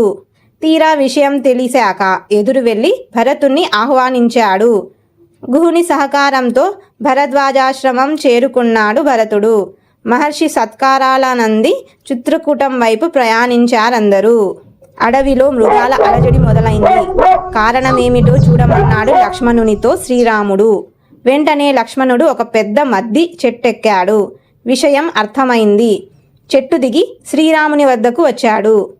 భరతుడు దుర్బుద్ధితో ససైన్యంగా వస్తున్నాడు. మన ధనుర్బాణాలను సిద్ధం చేసుకుందామన్నాడు లక్ష్మణుడు. శ్రీరాముడు లక్ష్మణుని ఆలోచనలో పొరపాటు ఉందని చెప్పాడు. భరతుడు అలాంటి వాడు కాదన్నాడు. లక్ష్మణ, ఒకవేళ నీకు రాజ్యాకాంక్ష ఉంటే చెప్పు. భరతునికి చెప్పి ఆ రాజ్యాన్ని నీకే ఇప్పిస్తానన్నాడు. ఇంతలో భరతుడు పర్ణశాలకు చేరుకున్నాడు. శ్రీరాముని చూడగానే దుఃఖాన్ని ఆపుకోలేకపోయాడు. శత్రుఘ్నుడు శ్రీరాముడి పాదాల మీద పడ్డాడు. శ్రీరాముని కళ్ళ నుంచి అశ్రుధారలు కురిశాయి. కొంతసేపటికి తేరుకున్నాడు. భరతుణ్ణి కుశల ప్రశ్నలు వేశాడు. ప్రసంగవశాత్తు రాజనీతి ధర్మాలను బోధించాడు. శ్రీరాముడు తండ్రి మరణ వార్త విని విలపించాడు. శ్రీరాముణ్ణి అయోధ్యకు రమ్మని, రాజువు కమ్మని సవినయంగా ప్రార్థించాడు భరతుడు. కానీ తండ్రి మాటే శిరోధార్యమని శ్రీరాముడు అంగీకరించలేదు. శ్రీరాముని నాస్తికవాదంతో ఒప్పింపజూచాడు జాబాలి. ఇతడు దశరథుని పురోహితుడు. కానీ జాబాలి వాదాన్ని శ్రీరాముడు ఖండించాడు. భరతుని అభ్యర్థన మేరకు శ్రీరాముడు పాదుకలను అనుగ్రహించాడు. అప్పుడు భరతుడు, అన్నా, ఈ పాదుకల మీదనే రాజ్యపాలనా భారాన్ని ఉంచుతాను. ఈ 14 సంవత్సరాలు నేను కూడా జటలను ధరించి నారచీరలు కట్టి వనవాస నియమాలతో నగరం వెలుపల ఉంటాను. 14వ సంవత్సరం కాగానే నీ దర్శనం కాకుంటే అగ్ని ప్రవేశం చేస్తానన్నాడు. సరేనన్నాడు శ్రీరాముడు. ఆదర్శ సోదరభావం అంటే ఇది. భరతుడు నందిగ్రామం చేరుకొని పాదుకలకు పట్టాభిషేకం చేశాడు. శ్రీరాముడు సీతా లక్ష్మణ సమేతంగా అత్రి మహర్షి ఆశ్రమానికి వెళ్ళాడు. అత్రి, అనసూయలు వీరికి సముచిత మర్యాదలు చేశారు. మహాపతివ్రత అయిన అనసూయాదేవి సీతకు దివ్య వస్త్రాభరణాలనిచ్చింది. మునీశ్వరుల ఆశీస్సులు తీసుకుని సీతారామ లక్ష్మణులు దండకారణ్యంలోకి ప్రవేశించారు. అరణ్యకాండ. దండకారణ్యం పవిత్ర ప్రదేశం, ప్రశాంత ప్రదేశం. అక్కడ మునుల ఆశ్రమాలు ఎన్నో ఉన్నాయి. పక్షులు, మృగాలు, సకల ప్రాణులకు సురక్షితమైన ప్రాంతం అది. అక్కడ లోకక్షేమం కోసం యజ్ఞయాగాలు జరుగుతున్నాయి. ఆశ్రమ సముదాయాన్ని చూడగానే అల్లెతాటిని ధనస్సు నుంచి వేరు చేశాడు శ్రీరాముడు. అక్కడ వినయానికి తప్ప వీరత్వానికి అవకాశం లేదు. ఎక్కడ ఎట్లా ప్రవర్తించాలో తెలుసుకోవడమే ఉచితజ్ఞత. ఇది శ్రీరామునిలో సంపూర్ణంగా ఉంది. సీతారామ లక్ష్మణులకు మహర్షులు సాదర స్వాగతం పలికారు. ఆ సముదాయంలోని ఒక పర్ణశాలలో విడిది ఏర్పాటు చేశారు. మరునాడు ఉదయం నిత్యోచిత కర్మలను ముగించుకొని మహర్షులకు వీడ్కోలు పలికి సీతారామ లక్ష్మణులు ప్రయాణాన్ని కొనసాగించారు. వనం మధ్యకు చేరుకున్నారు. ఇంతలో వికృతాకారంలో ఉన్న విరాధుడనే రాక్షసుడు ఆమాంతంగా సీతారామ లక్ష్మణులపైకి విరుచుకు పడ్డాడు. రామ లక్ష్మణులను తన భుజాలపై వేసుకొని తీసుకుపోసాగాడు. సీత గగ్గోలు పెడుతున్నది. రామ లక్ష్మణులు విరాధుని 2 భుజాలను నరికివేశారు. నేలపై కుప్పకూలాడు విరాధుడు. ముష్టిఘాతాలతో, మోకాళ్లతో దాడి చేశారు రామలక్ష్మణులు. ఎంతకు చావని విరాధుణ్ణి గోతిలో పాతి పెట్టడానికి సంసిద్ధులయ్యారు. వెంటనే విరాధుడు తన పూర్వకథను వివరించాడు. తుంబురుడనే గంధర్వుడైన తాను కుబేరుని శాపం చేత రాక్షసుడిగా మారిన విషయం తెలిపాడు. శ్రీరాముని వల్ల శాప విముక్తి కలుగుతుందన్న కుబేరుని మాటలను జ్ఞాపకం చేసుకున్నాడు. దగ్గరలోనే ఉన్న శరభంగ మహర్షిని దర్శించుకొమ్మని, శుభం జరుగుతుందని శ్రీరామునికి చెప్పాడు. తనను గోతిలో పూడ్చమన్నాడు. అలాగే చేశారు రామ లక్ష్మణులు. విరాధుని మాట ప్రకారం శరభంగ మహర్షి దర్శనానికి బయలుదేరారు. శరభంగుడు మహాతపస్వి, దైవ సాక్షాత్కారం పొందినవాడు. శ్రీరాముని చూసి శ్రీరామ దర్శనం కోసమే తాను వేచి ఉన్నానన్నాడు. తన తపఫలాన్నంతా శ్రీరామునికి ధారపోశాడు. భవిష్యత్తులో శ్రీరాముడు చేయవలసిన రావణ సంహారానికి ఇది కూడా తోడ్పడుతుంది. ఒక మహాకార్య సాధనలో ఎవరి వంతు వారు సహకారం అందించాల్సిందే. అక్కడికి చేరువలోనే ఉన్న సుతీక్ష్ణ మహర్షిని దర్శించమని శ్రీరామునకు సూచించాడు శరభంగ మహర్షి. సీతారామ లక్ష్మణులు చూస్తుండగానే తన దేహాన్ని విడిచి అగ్ని తేజస్సుతో బ్రహ్మలోకం చేరాడు. అక్కడి మునులందరూ శ్రీరాముని వద్దకు వచ్చి తమ గోడును వెళ్లబోసుకున్నారు. రాక్షసులు మునులపై చేసే ఆకృత్యాలను ఏకరువు పెట్టారు. రాక్షసుల చేతిలో బలైన మునుల కళేబరాలను చూపించారు. రాక్షసుల బారి నుండి రక్షించమని ప్రార్థించారు. వారితో శ్రీరాముడు, మహాత్ములారా, మీరు నన్ను ప్రార్థించడం తగదు, ఆజ్ఞాపించాలి. మీ ఆజ్ఞలను నేను శిరసా వహిస్తానన్నాడు. అహంకరించకుండా తన బాధ్యతను గుర్తించడంలోనే గొప్పదనం ఉంది. సీతారామ లక్ష్మణులు సుతీక్ష్ణ మహర్షి ఆశ్రయం చేరుకున్నారు. శ్రీరామ దర్శనం కోసమే సుతీక్ష్ణ మహర్షి దేహం విడవకుండా ఉన్నాడు. తన తపశ్శక్తినంతా శ్రీరామునకు ధారాదత్తం చేశాడు. మరునాడు వారు మహర్షి అనుమతి తీసుకుని బయలుదేరారు. దండకారణ్యంలోని మునుల ఆశ్రమాలను సందర్శిస్తూ పోతున్నారు సీతారామ లక్ష్మణులు. అక్కడక్కడ కొంతకాలం ఉంటున్నారు. ఇలా 10 సంవత్సరాలు గడిచింది. మళ్ళీ సుతీక్ష్ణ మహర్షి వద్దకు వచ్చారు. అతనితో అగస్త్య మహర్షిని దర్శించుకోవాలన్న తమ ఆకాంక్షను వెలిబుచ్చారు. సుతీక్ష్ణ మహర్షి మార్గాన్ని చెప్పాడు. తన ఆశ్రమానికి దక్షిణంగా 4 యోజనాల దూరంలో అగస్త్య సోదరుని ఆశ్రమం, అక్కడికి యోజన దూరంలో అగస్త్యాశ్రమం ఉందని తెలిపాడు. మహర్షి వద్ద సెలవు తీసుకుని బయలుదేరారు సీతారామ లక్ష్మణులు. సాయంకాలానికి అగస్త్య సోదరుని ఆశ్రమానికి చేరుకున్నారు. ఇక్కడో విషయం చెప్పుకోవాలి. అగస్త్య సోదరుని పేరేమో చెప్పలేదు. ఎక్కడ సందర్భం వచ్చినా అగస్త్య భ్రాత, సోదరుడు అనే చెప్పారు. అందుకే పేరు తెలియని వారిని అగస్త్య భ్రాత అంటుంటారు. ఈ పదబంధం జాతీయంగా స్థిరపడింది. అగస్త్య సోదరుని ఆతిథ్యంలో ఆ రాత్రి గడిపారు సీతారామ లక్ష్మణులు. ఉదయాన్నే అగస్త్యాశ్రమం వైపుగా అడుగులు వేశారు. అగస్త్యుడు తపశ్శక్తి సంపన్నుడు. ఆకాశాన్ని తాకిన వింధ్య పర్వత గర్వాన్ని అణచినవాడు. అగం స్తంభయతీతి అగస్త్య, పర్వతాన్ని స్తంభింపజేసిన వాడు గనుక అగస్త్యుడయ్యాడు. శ్రీరాముడి రాకను గమనించి అగస్త్యుడు శిష్య సమేతంగా ఎదురు వెళ్ళాడు. అతిథిని గౌరవించే సంప్రదాయం అది. శ్రీరాముడు సీతా లక్ష్మణ సమేతుడై మహర్షికి పాదాభివందనం చేశాడు. అగస్త్యుడు శ్రీరామునకు దివ్య ధనస్సు, అక్షయ తూణీరాలు, అమోఘమైన ఖడ్గాన్ని బహూకరించాడు. జయం కలుగుతుందని ఆశీర్వదించాడు. కష్టాలతో కూడిన వనవాసానికి సీత కోరి రావడం సాహసమని అభినందించాడు. ఆమెకు గల భర్తృప్రేమను మెచ్చుకున్నాడు. శ్రీరాముడు తాము నివసించడానికి అనువైన ప్రాంతాన్ని సూచించమని అగస్త్యుణ్ణి అభ్యర్థించాడు. ఒక్క క్షణం ధ్యానమగ్నుడైనాడు మహర్షి.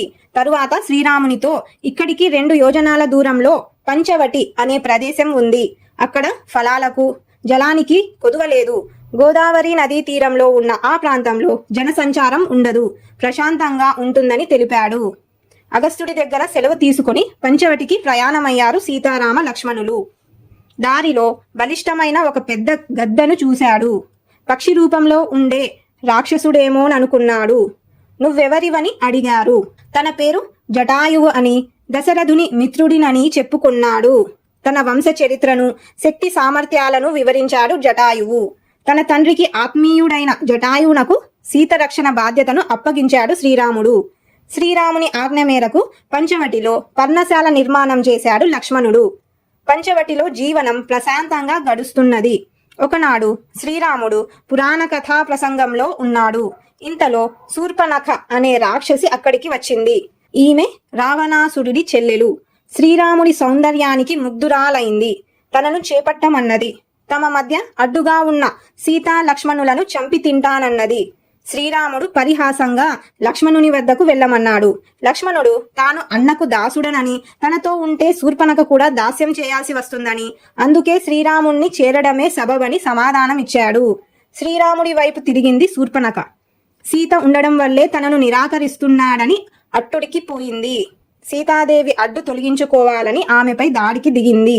క్రూరులైన దుష్టులతో పరిహాసం పనికిరాదు, అది ఎంతో ప్రమాదకరం. ఆలస్యం చేయకుండా శూర్పణఖను విరూపిని చేయమన్నాడు శ్రీరాముడు. అన్న ఆజ్ఞే ఆలస్యం. శూర్పణఖ ముక్కు చెవులు తెగిపడ్డాయి లక్ష్మణుని కత్తి దెబ్బకు.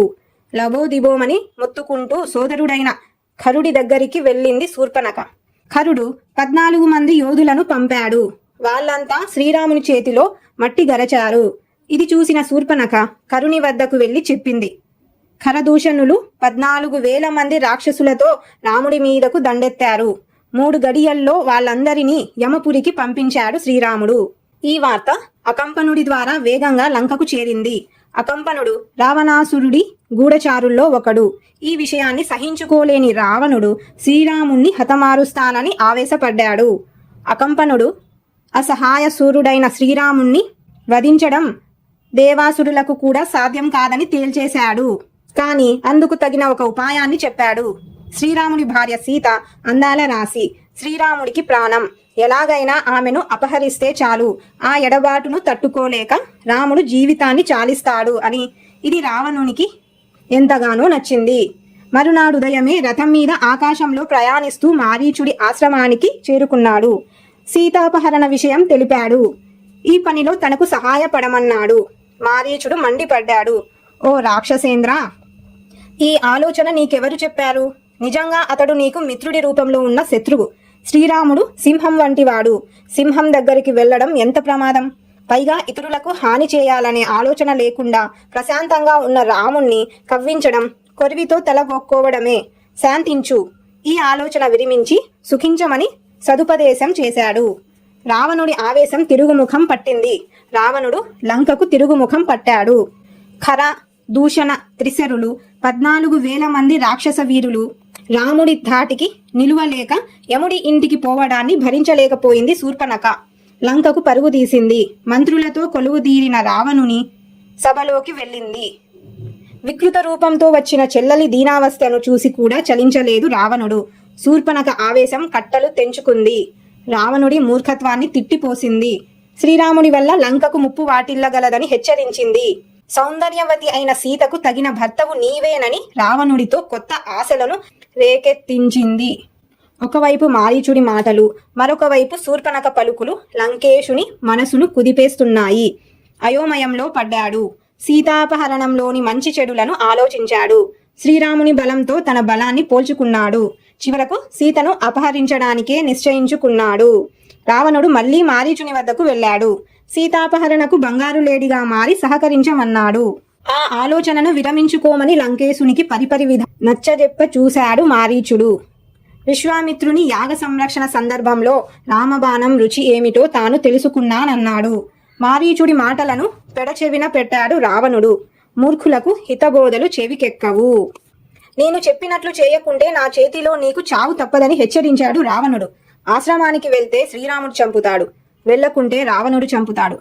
ముందు నొయ్యి వెనుక గొయ్యిలా ఉంది మారీచుని స్థితి. చివరకు ఒక నిశ్చయానికి వచ్చాడు.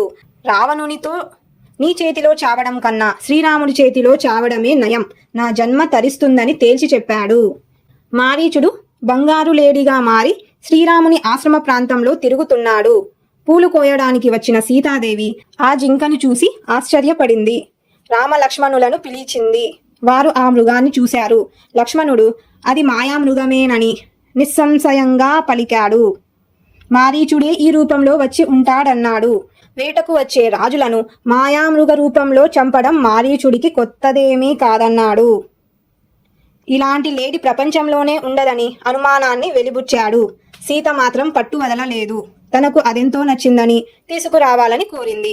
తెస్తే ఆశ్రమంలో క్రీడామృగంగా ఉంటుందని, అయోధ్య చేరాక అంతఃపురానికే అలంకారం అవుతుందని ఆశించింది. సీత ఇష్టాన్ని తోసివేయలేక ఆ మాయలేడిని చంపి అయినా సరే తేవడానికి సంసిద్ధుడయ్యాడు శ్రీరాముడు. సీతాదేవి రక్షణ విషయంలో జటాయువు సహాయంతో అప్రమత్తంగా ఉండమని లక్ష్మణుణ్ణి ఆదేశించాడు. మాయలేడిని పట్టుకోవడానికి బయలుదేరాడు. మృగాన్ని ప్రాణంతో పట్టుకోవాలని శతవిధాలా ప్రయత్నించాడు శ్రీరాముడు. అందినట్టే అంది, అందకుండా పరుగు తీస్తున్నది ఆ మృగం. ఇక లాభం లేదనుకొని బాణాన్ని సంధించాడు. ప్రయోగించాడు శ్రీరాముడు. బాణపు దెబ్బకు తాటి చెట్టంత ఎత్తు ఎగిరి భయంకరంగా అరుస్తూ పడిపోయాడు మారీచుడు నిజస్వరూపంతో. రాముని కంఠధ్వనిని అనుకరిస్తూ అయ్యో సీత, అయ్యో లక్ష్మణ అని బిగ్గరగా అరుస్తూ ప్రాణాలు విడిచాడు. ఈ మాటలకు సీతా లక్ష్మణులు ఎంత కలవరపడతారోనని భయపడినాడు శ్రీరాముడు. మారీచుని కంఠధ్వనిని రామునిదిగా భావించి సీత ఆందోళన చెందింది. శ్రీరాముడు ఏదో ఆపదలో చిక్కుకున్నాడని తలచింది. ఆదుకోవడానికి వెంటనే వెళ్ళమని లక్ష్మణుణ్ణి పురమాయించింది. లక్ష్మణుడు చలించలేదు. ఇది శ్రీరాముని స్వరం కాదన్నాడు. మారీచుడి మాయాజాలమన్నాడు. అమ్మా, నీ రక్షణ భారం శ్రీరాముడు నాకప్పగించాడు. నిన్ను ఇలా ఒంటరిగా వదిలి వెళ్ళలేనని స్పష్టం చేశాడు. సీత ఆవేశం రెండింతలైంది. మనసులో ఏదో దుష్టాలోచనతో ఇలా ప్రవర్తిస్తున్నావని నిష్ఠురోక్తులాడింది. చేసేది లేక లక్ష్మణుడు బయలుదేరడానికి సంసిద్ధుడయ్యాడు. అమ్మా, నీకు భద్రమగుగాక, వనదేవతలు నిన్ను రక్షింతురుగాక. నాకు అపశకునాలు తోస్తున్నాయి. మళ్ళీ నువ్వు మా అన్నతో కలిసి ఉండగా చూసే భాగ్యం కలుగుతుందో లేదో అని వాపోయాడు. సీత మౌనంగా ఉన్నది. అక్కడి నుండి వెళ్ళడానికి ఏమాత్రం మనస్కరించకుండా సీతకు నమస్కరించి శ్రీరాముడు వెళ్లిన దిశగా నడిచాడు లక్ష్మణుడు. లక్ష్మణుడు వెళ్లడాన్ని గమనించాడు రావణుడు. అదే అదనుగా సన్యాసి వేషంలో సీత సమక్షానికి వచ్చాడు. యతి రూపంలో వచ్చిన రావణుణ్ణి ఆసనం మీద కూర్చుండబెట్టి సముచితంగా అతిథి మర్యాదలు చేసింది సీత. మధ్య మధ్యలో రామలక్ష్మణుల కోసం వాకిలి వైపు చూస్తున్న సీతకు నిరాశే మిగులుతున్నాయి. రావణుడు సీతను గురించిన వివరాలు అడిగాడు. తెలిపింది. సన్యాసి వివరాలను కోరింది. తాను రాక్షసరాజు లంకేశ్వరుడనని ప్రకటించాడు. తనను పతిగా స్వీకరించమని అడిగాడు. అలా చేస్తే అంతులేని భోగభాగ్యాలతో విలసిల్లుతావని ఆశ చూపాడు. ఆ మాటలకు సీత మండిపడింది. రావణుణ్ణి తృణీకరించి మాట్లాడింది. శ్రీరాముని పరాక్రమాన్ని ప్రస్తావించింది. నన్ను అపహరించి నీ చావును నీవే కొని తెచ్చుకోకు అని హెచ్చరించింది. రావణుడి కన్నులు నిప్పులు చెరుగుతున్నాయి. సన్యాసి వేషాన్ని వదిలి 10 తలలతో భయంకరమైన నిజ స్వరూపంతో సీత ఎదుట నిలిచాడు. బలవంతంగా సీతను తన రథంలో లంకకు తరలిస్తున్నాడు. సీత రామా రామా అంటూ ఆర్తనాదాలను చేస్తున్నది. ఆమె వేదన అరణ్య రోదనయ్యింది. అప్పుడప్పుడే నిద్రకు ఉపక్రమిస్తున్న జటాయువుకు సీతాదేవి ఆర్తనాదాలు వినబడ్డాయి. చూసేసరికల్లా సీతను అపహరించుకుపోతున్న రావణుడు కంటబడ్డాడు. జటాయువు రావణుణ్ణి ఎదిరించాడు. ఇద్దరి మధ్య పోరు హోరాహోరీగా సాగింది. చివరకు రావణుడు ఖడ్గంతో జటాయువు రెక్కలను కాళ్లను నరికివేశాడు. నేలపై కూలాడు జటాయువు. రక్తంతో తడసి ముద్దైన అతన్ని చూసి ఆత్మబంధువును పోగొట్టుకున్నట్లు సీత ఆక్రందించింది. రావణుడు సీతాదేవిని తీసుకుని ఆకాశ మార్గం పట్టాడు. దీనురాలైన సీత హీనుడైన రావణుణ్ణి పరిపరి విధాలా దూషించింది. ఇంతలో ఒక పర్వత శిఖరం మీద 5 వానర ముఖ్యులను సీత చూసింది. ఉత్తరీయపు కొంగులో తన ఆభరణాలను కొన్నింటిని మూటగట్టి వారి మధ్య పడేటట్లు వదిలింది. ఒకవేళ అటువైపుగా శ్రీరాముడు వస్తే తనను గురించి వానరులు అతనికి తెలియజేస్తారనే చిన్న ఆశ. రావణుడు సీతతో లంకకు చేరాడు.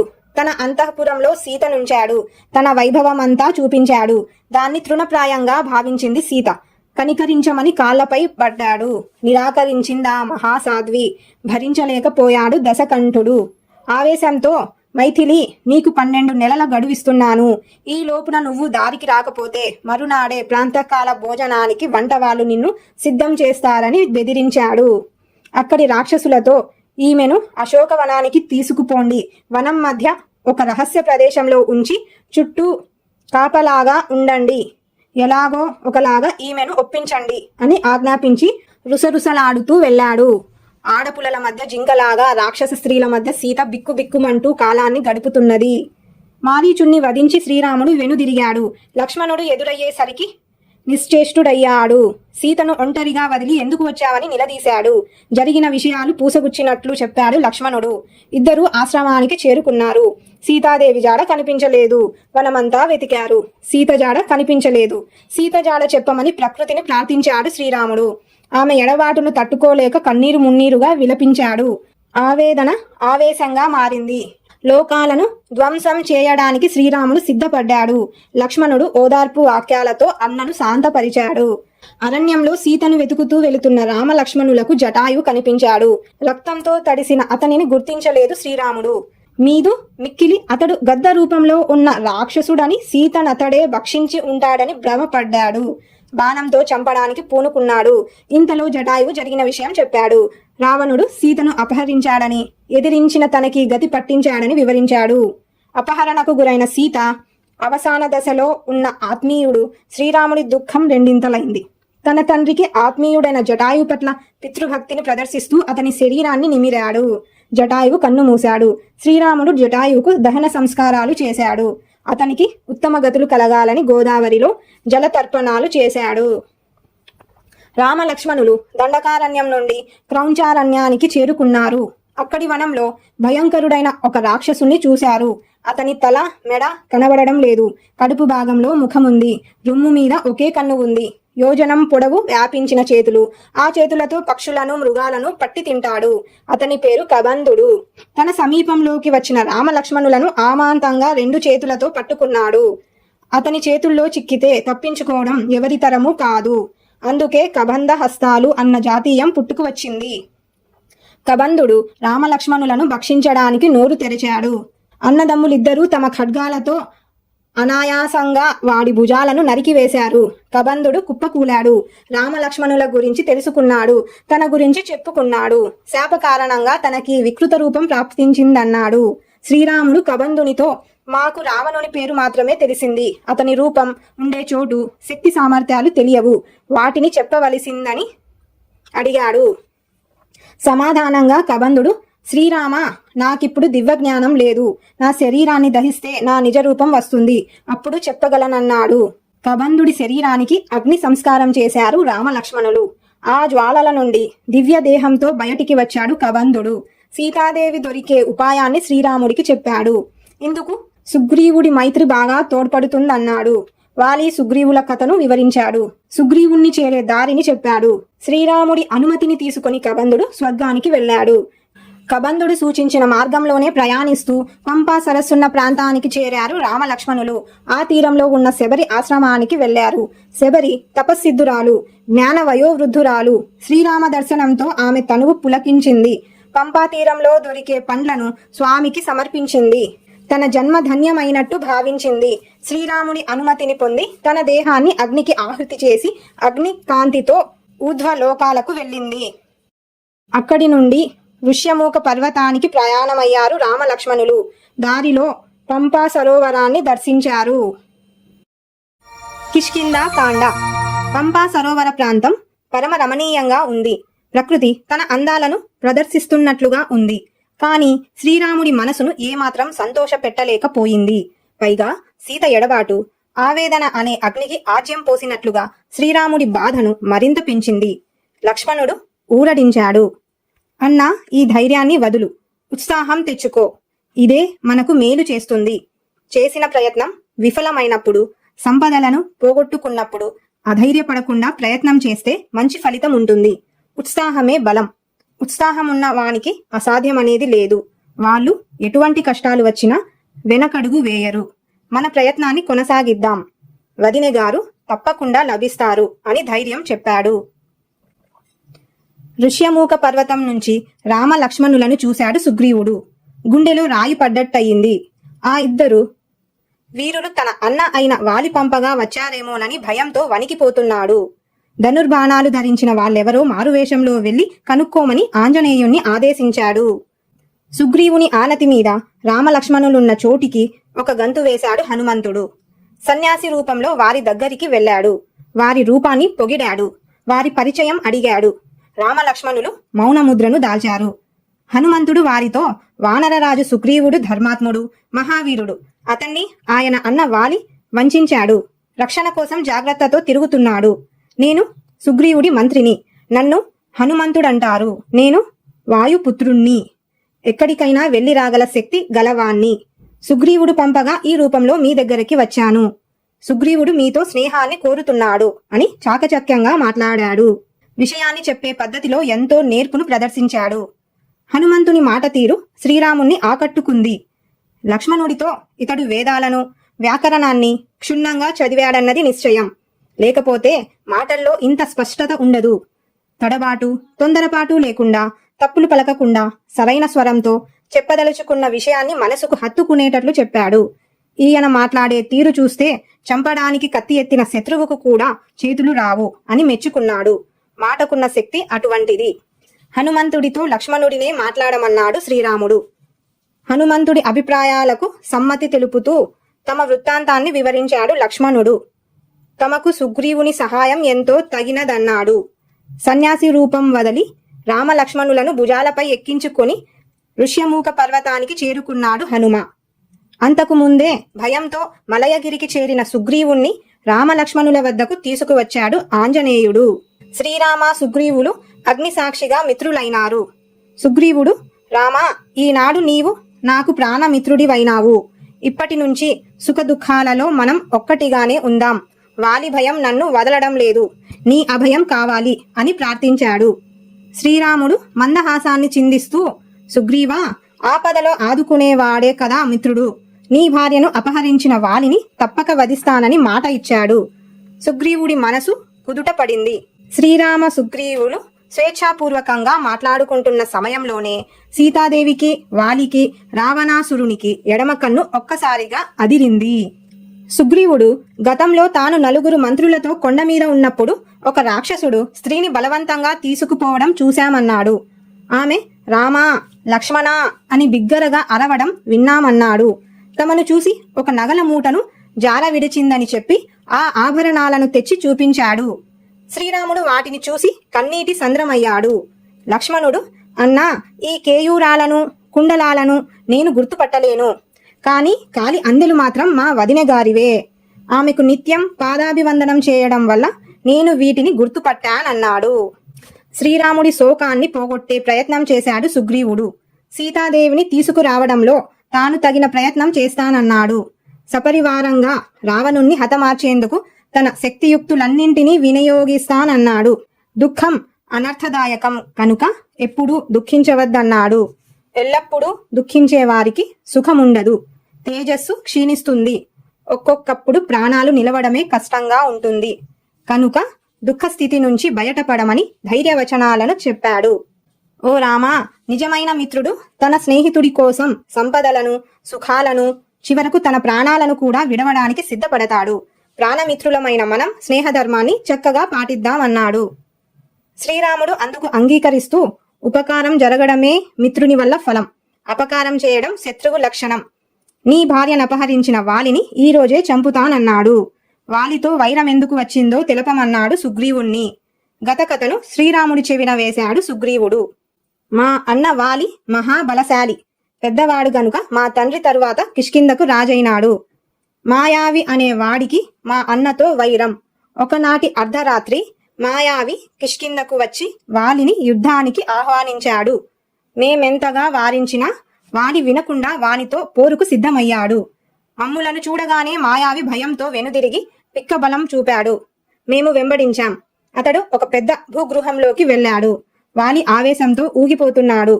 నన్ను బిలద్వారం దగ్గరే ఉండమన్నాడు. మాయావిని చంపి వస్తానని వెళ్ళాడు. సంవత్సరం అయింది. అన్న జాడే లేదు. నా ఆశలు అడుగంటాయి. ఆందోళన ఎక్కువైంది. ఇంతలో నురుగుతో కూడిన రక్తం గుహలో నుంచి బయటకు వస్తున్నది. లోపల రాక్షసునివి అన్నగారి అరుపులు వినిపిస్తున్నాయి. మాయావి చేతిలో మా అన్న చనిపోయాడనుకున్నాను. రాక్షసుడు బయటకు వస్తాడేమోనని కొండంత బండతో బిలద్వారాన్ని మూసేశాను. మౌనంగా కిష్కిందకు వచ్చాను. మంత్రులు నా ద్వారా సమాచారాన్ని తెలుసుకున్నారు. బలవంతంగా నన్ను రాజును చేశారు. కొంతకాలానికి వాలి వచ్చాడు. నన్ను రాజును చేయడం చూసి కనులెర్ర చేశాడు. నా కుమారులను చెరసాలలో బంధించాడు. ఎంత బతిమాలినా క్షమించలేదు. సరికదా నన్ను రాజ్యభ్రష్టుణ్ణి చేయడమే కాదు, నా భార్య రుమను అపహరించాడు. ప్రాణభీతితో పరుగులు తీశాను. సమస్త భూమండలం తిరిగాను. చివరకు ఈ ఋష్యమూక పర్వతాన్ని చేరుకున్నాను. మతంగముని శాపం కారణంగా వాలి ఇక్కడకు రాలేడు.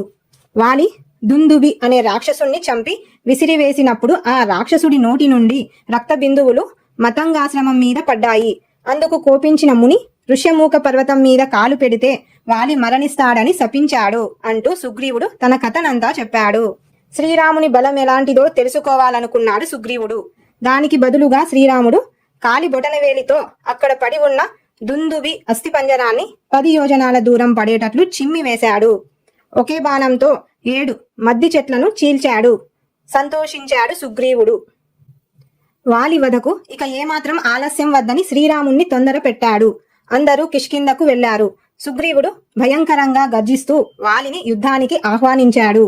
మహాబలశాలి అయిన వాలి క్షణాలలో అక్కడ వాలాడు. ఇద్దరి యుద్ధం అక్కడ భయానక వాతావరణాన్ని సృష్టించింది. వాలి సుగ్రీవులు ఒకే పోలికతో ఉన్నారు. అందుకే శ్రీరాముడు వాలిని స్పష్టంగా గుర్తించలేకపోయాడు. వాలి విజృంభణకు తట్టుకోలేకపోయాడు సుగ్రీవుడు. శ్రీరాముడి కొరకు చూశాడు. కనిపించలేదు. గుండె గుబేలుమంది. ప్రాణభయంతో ఋష్యమూకానికి పరుగులు తీశాడు సుగ్రీవుడు. అక్కడకు వెళ్లలేని వాలి సుగ్రీవుడితో బతికావు పో అని మరలిపోయాడు. లక్ష్మణ హనుమంతులతో కూడి శ్రీరాముడు సుగ్రీవుడి దగ్గరికి వచ్చాడు. సుగ్రీవుడు సిగ్గుతో తలదించుకున్నాడు. నీ సూచన పాటించినందుకు ఫలితం ఇదేనా అని ప్రశ్నించాడు. శ్రీరాముడు అసలు విషయం చెప్పాడు. సుగ్రీవుణ్ణి గుర్తించడానికి వీలుగా నాగకేసర పూలతను మెడలో వేయమని లక్ష్మణుడికి చెప్పాడు. అన్న ఆజ్ఞను వెంటనే అమలు చేశాడు లక్ష్మణుడు. పూలతో నిండిన ఆ లతను ధరించి సుగ్రీవుడు తిరిగి యుద్ధానికి సన్నద్ధమయ్యాడు. కిష్కిందకు ప్రయాణమయ్యారందరూ. సుగ్రీవుడు వాలిని మళ్లీ యుద్ధానికి ఆహ్వానించాడు. వాలి అడుగు ముందుకు వేశాడు. కాని అతని భార్య తార అడ్డుపడింది. ఒకసారి ఓడిపోయి దెబ్బలు తిన్న సుగ్రీవుడు మళ్లీ ఆహ్వానించడం వెనుక ఏదో ఆంతర్యం ఉందని అభిప్రాయపడింది. సుగ్రీవుడికి శ్రీరాముడు అండగా ఉన్నాడన్న విషయాన్ని ప్రస్తావించింది. యుద్ధానికి వెళ్లడం క్షేమం కాదని వారించింది. తార మాటలను పెడచెవిన పెట్టాడు వాలి. యుద్ధ దిశగా అడుగులు వేశాడు. వాలి సుగ్రీవుల పోరు తీవ్రంగా సాగుతున్నది. రక్తం కారుతున్నా పట్టించుకునే స్థితిలో లేరు వాళ్ళిద్దరూ. మెల్లమెల్లగా సుగ్రీవుని శక్తి సన్నగిల్లుతున్నది. మాటిమాటికి దిక్కులు చూస్తున్నాడు. అతని ఆంతర్యం అర్థమైంది శ్రీరాముడికి. విషస్వరంతో సమానమైన బాణాన్ని అతడు వాలి మీదకు వదిలాడు. అది క్షణాలలో వాలి వక్షస్థలంలో నాటుకున్నది. వాలి నేల మీదికి వాలిపోయాడు. స్పృహ కోల్పోయాడు. రక్తపు మడుగులో పడి ఉన్న వాలి కొంతసేపటికి తేరుకున్నాడు.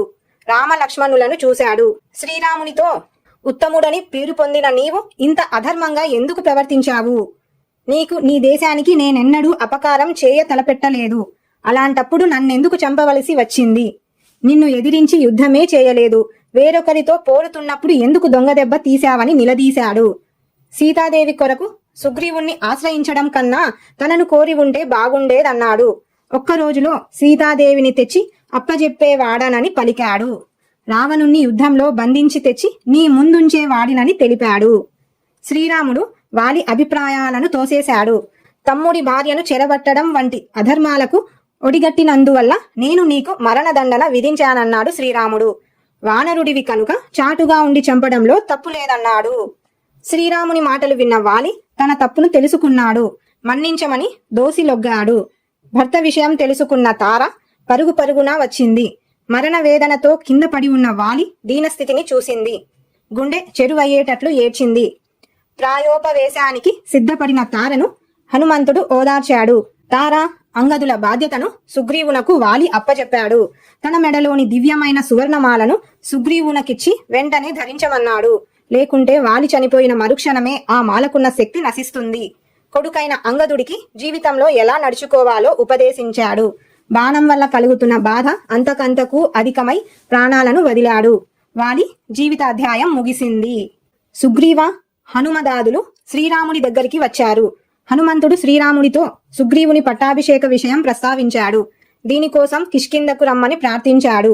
తండ్రి ఆజ్ఞ మేరకు 14 సంవత్సరాల వరకు ఏ గ్రామంలో గాని నగరంలో గాని తాను అడుగు పెట్టనని చెప్పి పితృవాక్య పరిపాలనను మరోమారు చాటుకున్నాడు శ్రీరాముడు. సుగ్రీవునికి శుభం పలికాడు. తాను ప్రసవనగిరి మీద ఉంటానన్నాడు.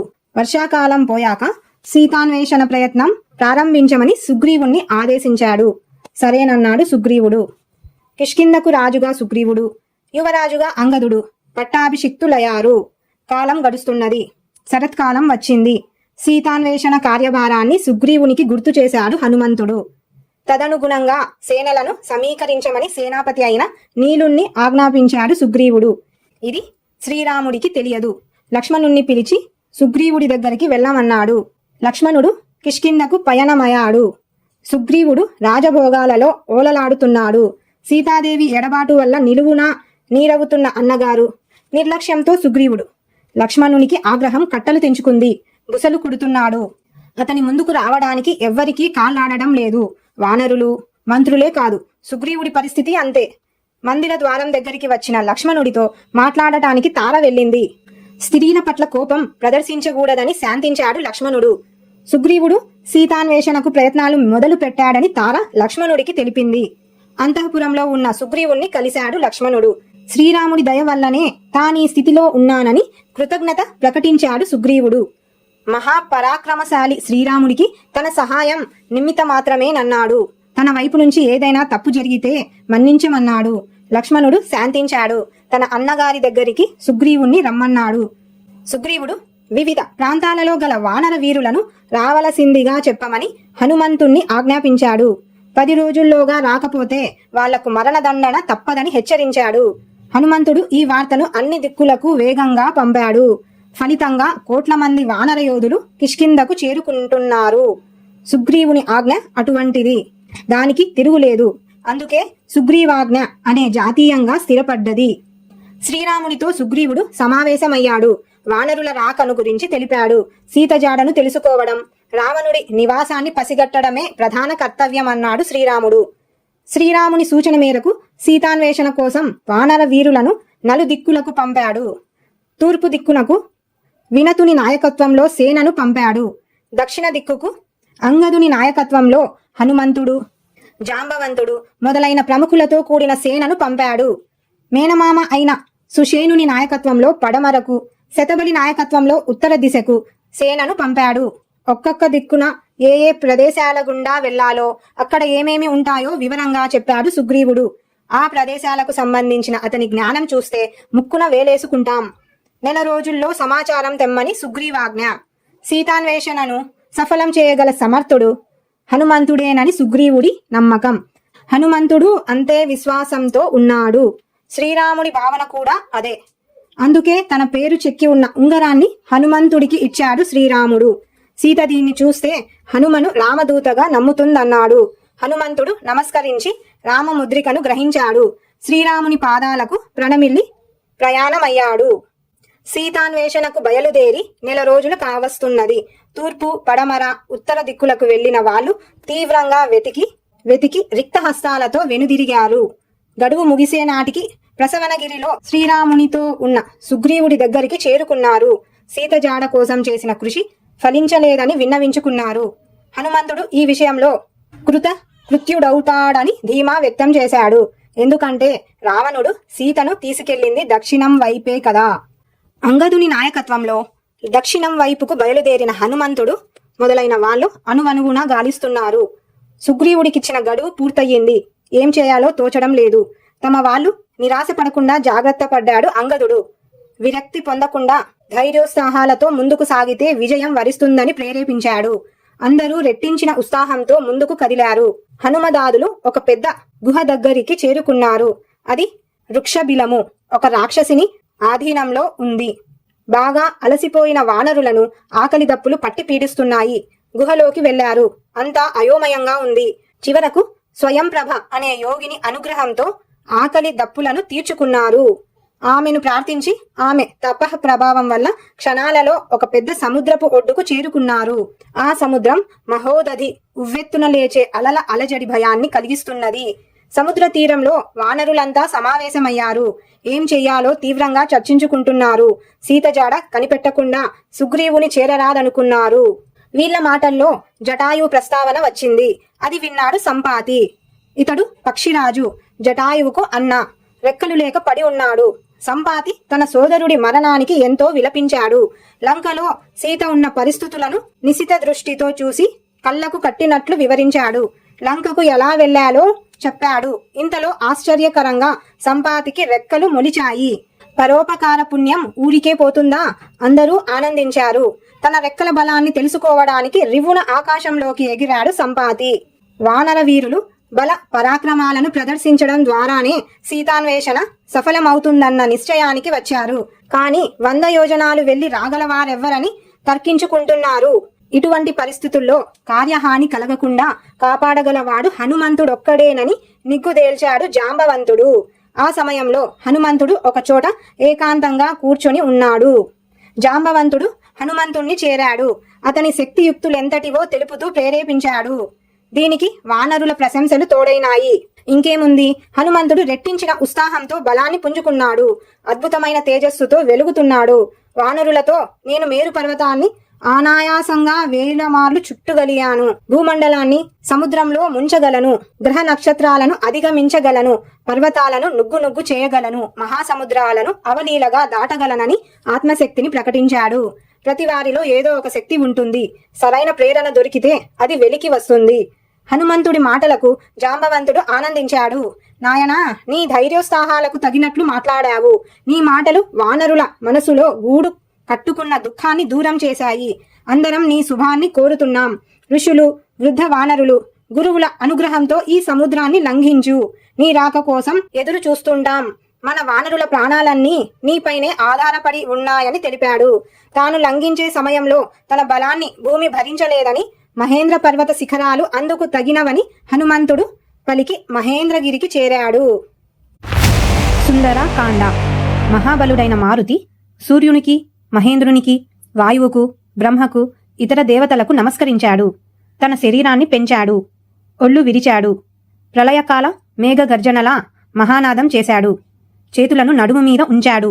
పాదాలను దట్టించాడు. చెవులను రిక్కించాడు. తోకను విదల్చాడు.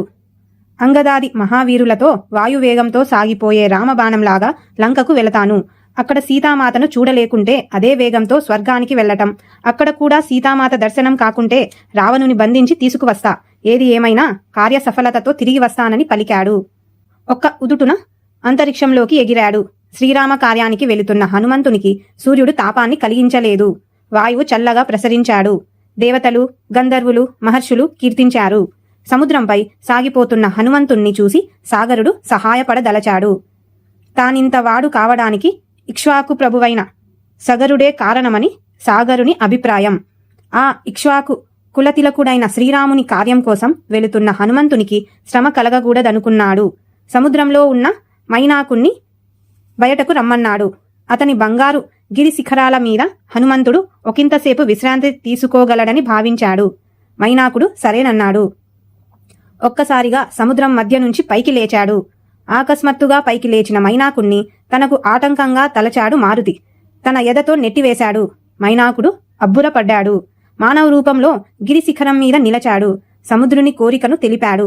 హనుమంతుడు మైనాకునితో, నీ ఆదరపూర్వకమైన మాటలకు తృప్తిపడ్డాను. ఆతిథ్యం అందుకున్నట్లే భావించు. సమయం లేదు, ఆగడానికి వీలు లేదు అని చెప్పి చేతితో అతన్ని తాకాడు. ఆతిథ్యం గ్రహించినట్లుగా తెలిపి ముందుకు సాగాడు. హనుమంతుణ్ణి పరీక్షించడానికి వచ్చిన సురస అనే నాగమాత అతని సూక్ష్మబుద్ధిని, సమయస్ఫూర్తిని చూసి ఆనందించి ఆశీర్వదించింది. సింహిక అనే రాక్షసి హనుమంతుని మింగాలని చూసింది. కాని హనుమంతుడే తన వాడి అయిన గోళ్లతో సింహికను చీల్చేశాడు. త్రికూట పర్వతం మీదున్న లంకకు చేరాడు హనుమంతుడు. 100 యోజనాలు ప్రయాణించినా అనుమాత్రమైనా అలసిపోలేదు. శత్రు దుర్భేద్యమైన లంకను చూశాడు. అందులో ప్రవేశించడానికి రాత్రి సమయమే అనుకూలమనుకున్నాడు. అంతవరకు వేచి ఉన్నాడు. రాత్రి కాగానే పిల్లి ప్రమాణంలోకి తన శరీరాన్ని కుదించుకుని లంకలోకి ప్రవేశించాడు. ఇంతలో లంకాదిదేవత లంకిని అతన్ని చూసింది. నీవెవరు, ఎందుకొచ్చావని నిలదీసింది. యథార్థం చెప్పమని గద్దించింది. తనను కాదని లంకలో ప్రవేశించడం సాధ్యం కాదన్నది. తన చేతిలో చావు తప్పదని హనుమంతుణ్ణి బెదిరించింది. హనుమంతుడు, లంకానగరం అందంగా ఉంటుందని విన్నాను, ఒకసారి చూసిపోవాలని వచ్చాను, చూశాక వచ్చిన దారినే వెళతానని చెప్పాడు. లంకిని భయంకరంగా అరుస్తూ తన అరచేతితో హనుమంతుని బలంగా కొట్టింది. హనుమంతుడు మహానాదం చేస్తూ ఎడమ చేతితో లంకినిపై ఒక్క దెబ్బ వేశాడు. స్త్రీ అని గట్టిగా కొట్టలేదు. ఒక వానరుడు వచ్చి లంకినిని జయించినప్పుడు రాక్షసులకు కీడు ముడుతుందని బ్రహ్మ చెప్పాడు. ఆ సమయం ఆసన్నమైందని హనుమంతునితో పలికింది.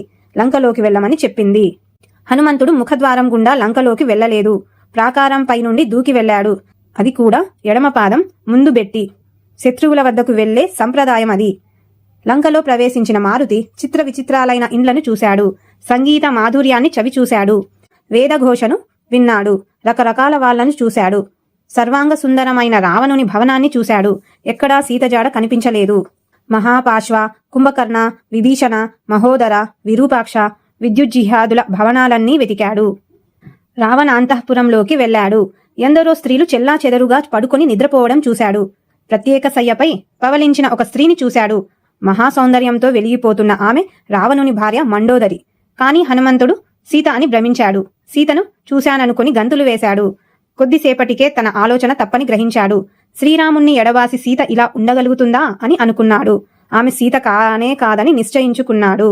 ఎక్కడా సీత జాడ తెలియకపోయేసరికి సీత మరణించిందేమోనని సందేహించాడు హనుమంతుడు. సీత జాడను కనిపెట్టలేకపోయినా తాను ఏ ముఖం పెట్టుకుని తిరిగి వెళ్లాలని బాధపడ్డాడు. అయినా నిరుత్సాహపడకూడదని నిర్ణయించుకున్నాడు. ఇంతవరకు వెతకని ప్రాంతాలకు వెళ్లాలని తీర్మానించుకున్నాడు. ఎక్కడకు వెళ్లినా నిరాశే కలుగుతున్నది.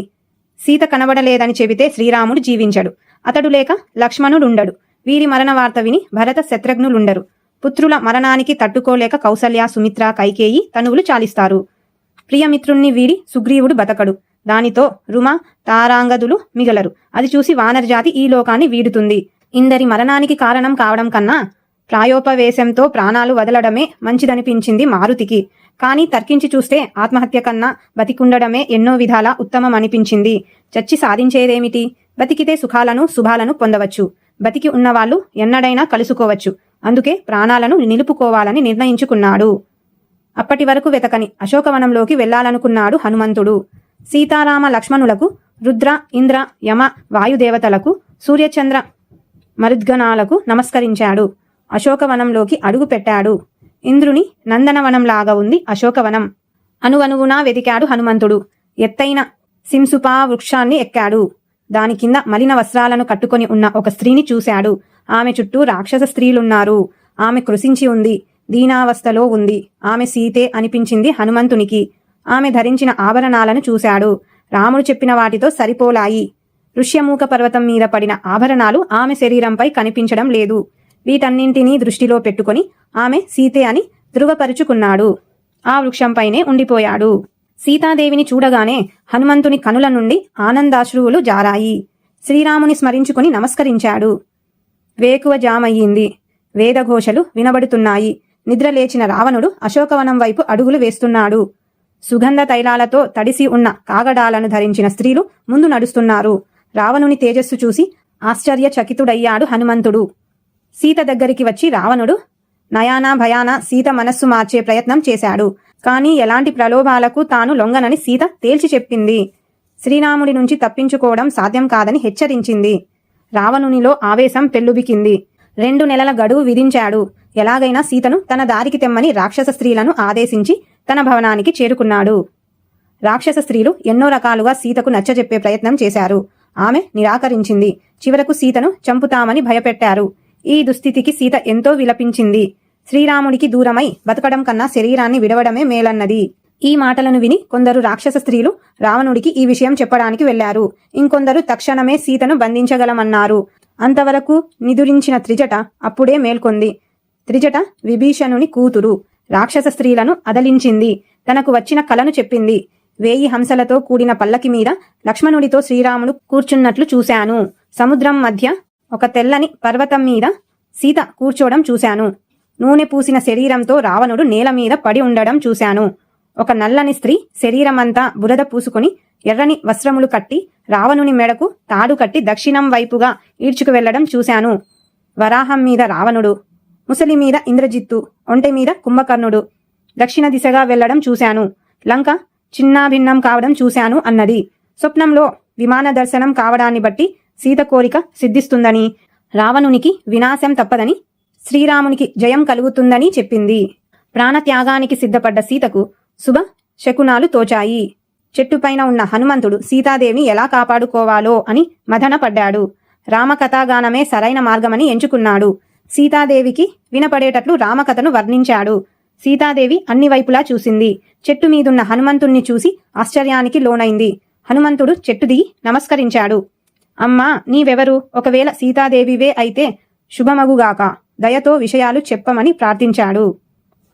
తనను సీత అంటారని తెలిపిందా సాధ్వి. తన వృత్తాంతమంతా వివరించింది. హనుమంతుడు తాను శ్రీరామదూతనని చెప్పుకొన్నాడు. దగ్గరగా వస్తున్న మారుతిని చూసి రావణునిగా అనుమానించింది సీత. నిజంగా రామదూతవే అయితే రాముణ్ణి గురించి వినిపించమంది. సీత కోరికపైన హనుమంతుడు శ్రీరాముని రూపగణాలను వివరించాడు. శ్రీరాముని ముద్రికను సమర్పించాడు. దాన్ని చూసి పరమానందభరితురాలైంది సీత. తన దైన్యాన్ని వివరించి శ్రీరాముణ్ణి త్వరగా లంకకు తీసుకువచ్చి రాక్షసుల చెర నుండి తనను విడిపించమని చెప్పమని మారుతికి చెప్పింది. అంతదాకా ఎందుకు, తన వీపు మీద కూర్చుంటే తక్షణమే శ్రీరాముడి సన్నిధికి చేరుస్తానన్నాడు హనుమంతుడు. ఇంత చిన్నవాడివి ఎలా తీసుకెళ్లగలవని ప్రశ్నించింది సీత. హనుమంతుడు తన విశ్వరూపాన్ని ప్రదర్శించాడు. సంతోషించింది సీత. అయినా హనుమతో వెళ్లడానికి నిరాకరించింది. పరపురుషుని తాకనన్నది. శ్రీరాముడు రావణుణ్ణి సంహరించి తనను తీసుకుపోవడమే ఆయన స్థాయికి తగినదన్నది. అమ్మా, నా వెంట రావడం నీకు అంగీకార యోగ్యం కాకుంటే శ్రీరాముడు గుర్తించగల ఏదైనా ఆనవాలు ఇమ్మని అడిగాడు హనుమంతుడు. తమ అనుబంధానికి గుర్తుగా కాకాసురుని కథ చెప్పింది. కొంగుముడి విప్పి అందులోని దివ్య చూడామణిని హనుమంతునికిచ్చింది. సీతాదేవి దర్శనంతో ప్రధాన కార్యం ముగిసింది హనుమంతునికి. రావణుడు అతని సైన్యపు శక్తి సామర్థ్యాలను కూడా తెలుసుకోవాలనిపించింది. అందుకు అశోకవనాన్ని ధ్వంసం చేయడమే మార్గంగా భావించాడు. అనుకున్నంతా చేశాడు ఆ కపివీరుడు. రాక్షస స్త్రీలు పరుగు పరుగునా వెళ్లి లంకేశునికి ఈ విషయం చెప్పారు. రావణుడు 80,000 మంది రాక్షసులను పంపాడు. హనుమంతుడు వాళ్లను మట్టుపెట్టాడు. తన పైకి వచ్చిన జంబుమాలిని, మంత్రి పుత్రులేడుగురిని, రావణుడి సేనాపతులైదుగురిని, అక్షకుమారుణ్ణి అంతమొందించాడు. చివరకు ఇంద్రజిత్తు బ్రహ్మాస్త్రాన్ని ప్రయోగించి హనుమంతుణ్ణి బంధించాడు. బ్రహ్మవరం చేత అది హనుమంతుని మీద క్షణకాలమే పనిచేస్తుంది. అయినా తాను దానికి కట్టుబడి ఉన్నట్లు నటించాడు హనుమంతుడు. రావణుని ముందు ప్రవేశపెట్టారతన్ని. రావణుడడుగగా తాను రామదూతనని చెప్పాడు. శ్రీరాముని పరాక్రమం ఎలాంటిదో సభాముఖంగా చాటాడు. సహించలేని రావణుడు హనుమంతుణ్ణి చంపమని ఆజ్ఞ ఇచ్చాడు. దూతను చంపడం భావ్యం కాదన్నాడు విభీషణుడు. ఇతర పద్ధతుల్లో దూతను దండించవచ్చునన్నాడు. హనుమంతుని తోకకు నిప్పంటించి లంకంతా కలయదిప్పమన్నాడు రావణుడు. బట్టలతో హనుమంతుని తోకను చుట్టారు. నూనెతో తడిపారు. తోకకు నిప్పు పెట్టి ఊరంతా ఊరేగిస్తున్నారు. హనుమంతుడు ఒక్కసారిగా ఆకాశంలోకి ఎగిరాడు. విభీషణుని భవనం తప్ప లంకకంతా నిప్పు పెట్టాడు. అందుకే చూసి రమ్మంటే కాల్చివచ్చాడని సామెత పుట్టింది. లంకలో హాహాకారాలు మిన్నుముట్టాయి. లంకను కాల్చాక హనుమంతుడు సముద్రంలో తోకను చల్లార్చుకున్నాడు. తోకతో పాటు ఆయన కోపం కూడా చల్లారింది. తాను తప్పు చేశాననుకున్నాడు. కోపం ఎంతో అనర్థదాయకమనుకున్నాడు. లంకంతా కాలి సీతామాత కూడా కాలిపోయి ఉంటుందని బాధపడ్డాడు. వచ్చిన పనిని చేజేతులా పాడు చేసుకున్నందుకు తనను తాను నిందించుకున్నాడు. కాని ఎక్కడో చిన్న ఆశ. తన తోకనే కాల్చని అగ్నిదేవుడు పరమ పూజ్యురాలైన సీతను దహిస్తాడా అని ధైర్యం తెచ్చుకున్నాడు. ఇంతలో సీత క్షేమంగా ఉందని చారణుల మాటల ద్వారా తెలుసుకొని చాలా సంతోషించాడు. సీతమ్మ దగ్గరికి చేరి పాదాభివందనం చేశాడు. ఆమె అనుమతితో తిరుగు ప్రయాణమయ్యాడు. అరిష్టం అనే పర్వతాన్ని ఎక్కాడు. అక్కడి నుండి ఆకాశంలోకి ఎగిరాడు. మధ్యలో ఆత్మీయపూర్వకంగా మైనాకుడిని తాకి వేగంగా ప్రయాణం కొనసాగించాడు. మహేంద్రగిరికి చేరుకోబోతుండగా మహానాదం చేశాడు. జాంబవంతుడు దానిని విని పొంగిపోయాడు. హనుమంతుడు విజయుడై తిరిగి వస్తున్నాడని వానరులకు తెలిపాడు. హనుమంతుడు మహేంద్రగిరి శిఖరం మీద అడుగుపెట్టాడు. వానరులంతా చుట్టూ చేరారు. పెద్దలకు నమస్కరించాడు హనుమంతుడు. చూశాను సీతమ్మను అని ప్రకటించాడు. అందరూ ఆనందించారు. లంకా ప్రయాణ విశేషాలను వారికి వివరించాడు మారుతి. అంగదుడు, ఓ వీరులారా, సీతాదేవి జాడ తెలిసిన తరువాత కూడా ఆమె లేకుండా శ్రీరాముడి దగ్గరికి వెళ్లడం సబబు కాదు. లంకకు వెళ్లి రావణుని చంపి సీతను తీసుకుని శ్రీరాముని వద్దకు వెళదామని అన్నాడు. జాంబవంతుడు అంగదుడి మాటలను ఖండించాడు. శ్రీరామ సుగ్రీవులు సీతను చూసి రమ్మన్నారే కాని తీసుకురమ్మనలేదు. పైగా రావణుణ్ణి సంహరిస్తానని శ్రీరాముడు ప్రతిజ్ఞ చేసి ఉన్నాడు. దానికి భంగం కలగనీయకూడదన్నాడు. అందరం వెళ్లి జరిగిన విషయాలను నివేదిద్దామన్నాడు. దారిలో అందరూ మధువనంలోకి వెళ్లారు. తేనెలు తాగారు. మధువనాన్ని ధ్వంసం చేశారు. మధువనం సుగ్రీవుని రక్షణలో ఉన్నది. అతని మేనమామ దదిముఖుడు దాన్ని కాపాడుతున్నాడు. వానరుల ధాటికి దదిముఖుడు గాయాల పాలయ్యాడు. వెంటనే వెళ్లి సుగ్రీవునికి ఈ విషయం చెప్పాడు. ఇదంతా శుభసూచకంగా భావించాడు సుగ్రీవుడు. అంగద హనుమదాదులు శ్రీరాముడు సుగ్రీవుడున్న చోటుకు చేరారు. హనుమంతుడు శ్రీరామునకు సాష్టాంగ నమస్కారం చేశాడు. చూశాను సీతమ్మను అని చెప్పాడు. రామలక్ష్మణుల ఆనందానికి అంతులేదు. సీత ఇచ్చిన చూడామణిని శ్రీరామునికి సమర్పించాడు హనుమంతుడు. శ్రీరాముడు కోరగా సీతాన్వేషణ వృత్తాంతాన్ని చెప్పాడు. యుద్ధ కాండ. శ్రీరాముడు హనుమంతుడి సాహసాన్ని ప్రశంసించాడు. గరుత్మంతుడికి, వాయుదేవుడికి, హనుమంతుడికి తప్ప ఈ మహాసముద్రాన్ని లంఘించడానికి ఇతరులకు సాధ్యం కాదన్నాడు. ఇచ్చిన పనిని సాధించడమే గాక దానికి భంగం కలగకుండా దానికి అనుబంధమైన ఇతర కార్యాలను సాధించేవాడు ఉత్తముడైన సేవకుడు. కేవలం ఇచ్చిన పనినే నెరవేర్చేవాడు మధ్యముడు. తనకు సామర్థ్యం ఉన్నా ఇచ్చిన పనిని పూర్తి చేయనివాడు అధముడు. సీతాదేవి కుశల వార్త చెప్పి మహోపకారం చేసిన హనుమంతునకు ఏమీయగలనంటూ దగ్గరకు తీసుకుని గట్టిగా గుండెకు హత్తుకున్నాడు శ్రీరాముడు. ఇదే తానీయగల సర్వస్వమన్నాడు. ఆదరాభిమానాలకు మించిన ఆస్తి ఉండదు కదా. శ్రీరాముడి మనసులో మళ్లీ దుఃఖం పొంగిపొర్లింది. సుగ్రీవుడు ఊరడించాడు. నిరుత్సాహం ప్రయోజనాలను నాశనం చేస్తుందన్నాడు. దుఃఖం శౌర్య పరాక్రమాలను దిగజారుస్తుందన్నాడు. శత్రువు విషయంలో ఇప్పుడు దుఃఖం కాదు, క్రోధం చూపవలసిన సమయమని సూచించాడు. మహాసముద్రం మీద సేతువును కట్టకుండా లంకను జయించడం ఇంద్రాది దేవతలకు కూడా సాధ్యం కాని పని అన్నాడు. శ్రీరాముడు అడిగిన మీదట హనుమంతుడు లంకా నగరంలోకి రక్షణ వ్యవస్థను గురించి వివరంగా చెప్పాడు. మధ్యాహ్నం అయింది. ఈ విజయ ముహూర్తమే లంకా ప్రయాణానికి తగినదని శ్రీరాముడు సుగ్రీవునితో అన్నాడు. శ్రీరాముడు వానరులతో నీలుడు సైన్యానికి మార్గం చూపుతూ ముందు నడవాలి. లక్షలాది వానరులు అతన్ని అనుసరించాలి. బాలురు, వృద్ధులు, బలహీనులు కిష్కిందలోనే ఉండాలి. సుగ్రీవా, నేను హనుమంతుడి భుజం మీద, లక్ష్మణుడు అంగదుడి భుజం మీద కూర్చొని ముందుకు సాగుతాం. నువ్వు పల్లకినెక్కి మాతో పాటు రావాలి. జాంబవంతుడు, సుషేనుడు, వేగదర్శి సైన్యం వెనుక భాగంలో ఉండి రక్షణ బాధ్యతలను చూడాలి. వెళ్లే మార్గంలో నగరాలు, గ్రామాలు ఉంటే వాటిలోకి వెళ్లకూడదు. జల ఫల సహితమైన మార్గం వెంట మనం ప్రయాణించాలి అని రాముడు సూచించాడు. ఉత్సాహం ఉరకలు వేస్తుంటే అందరూ సముద్ర తీరాన్ని చేరుకున్నారు. లంకలో రావణుడు మంత్రులతో సమావేశమయ్యాడు. వానరులను ఎదుర్కొని లంకను కాపాడుకోవడానికి ఏం చేయాలో నిర్ణయించమన్నాడు. సభలోని వారు రావణ, ఇంద్రజిత్తుల పరాక్రమాన్ని పొగిడారు. నరవానరులను లెక్క చేయాల్సిన అవసరం లేదని పెదవి విరిచారు. రాముణ్ణి హతమార్చగలవని లంకేశునికి ఆత్మస్థైర్యాన్ని కలిగించారు. ప్రహస్తుడు మొదలైన వారు శత్రుసేనలను తామే తుదముట్టించగలమని డంబాలు పలికారు. ఇవన్నీ విన్నాడు రావణుడి సోదరుడు విభీషణుడు. రాక్షసులతో శత్రువుల శక్తి సామర్థ్యాలను తెలుసుకోకుండా వారిని చులకనగా భావించకూడదు. శ్రీరాముడు మనకేం అపకారం చేశాడు? మన రాజే సీతను అపహరించుకు వచ్చాడు. దీనివల్ల పాపం వస్తుంది.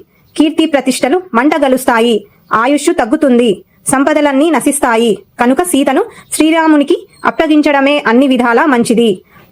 అనవసరంగా కలహం తెచ్చుకోవడం దేనికి? పైగా శ్రీరాముని వంటి మహావీరునితో యుద్ధం తగదు అంటూ రావణుని వైపు తిరిగాడు. అన్నా, అనవసరంగా కోపించడం మంచిది కాదు. అది ధర్మానికి ఆటంకమవుతుంది.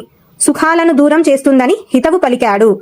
విభీషణుని ఈ హితబోధ చెవిటివాని ముందు శంఖమూదినట్లయింది.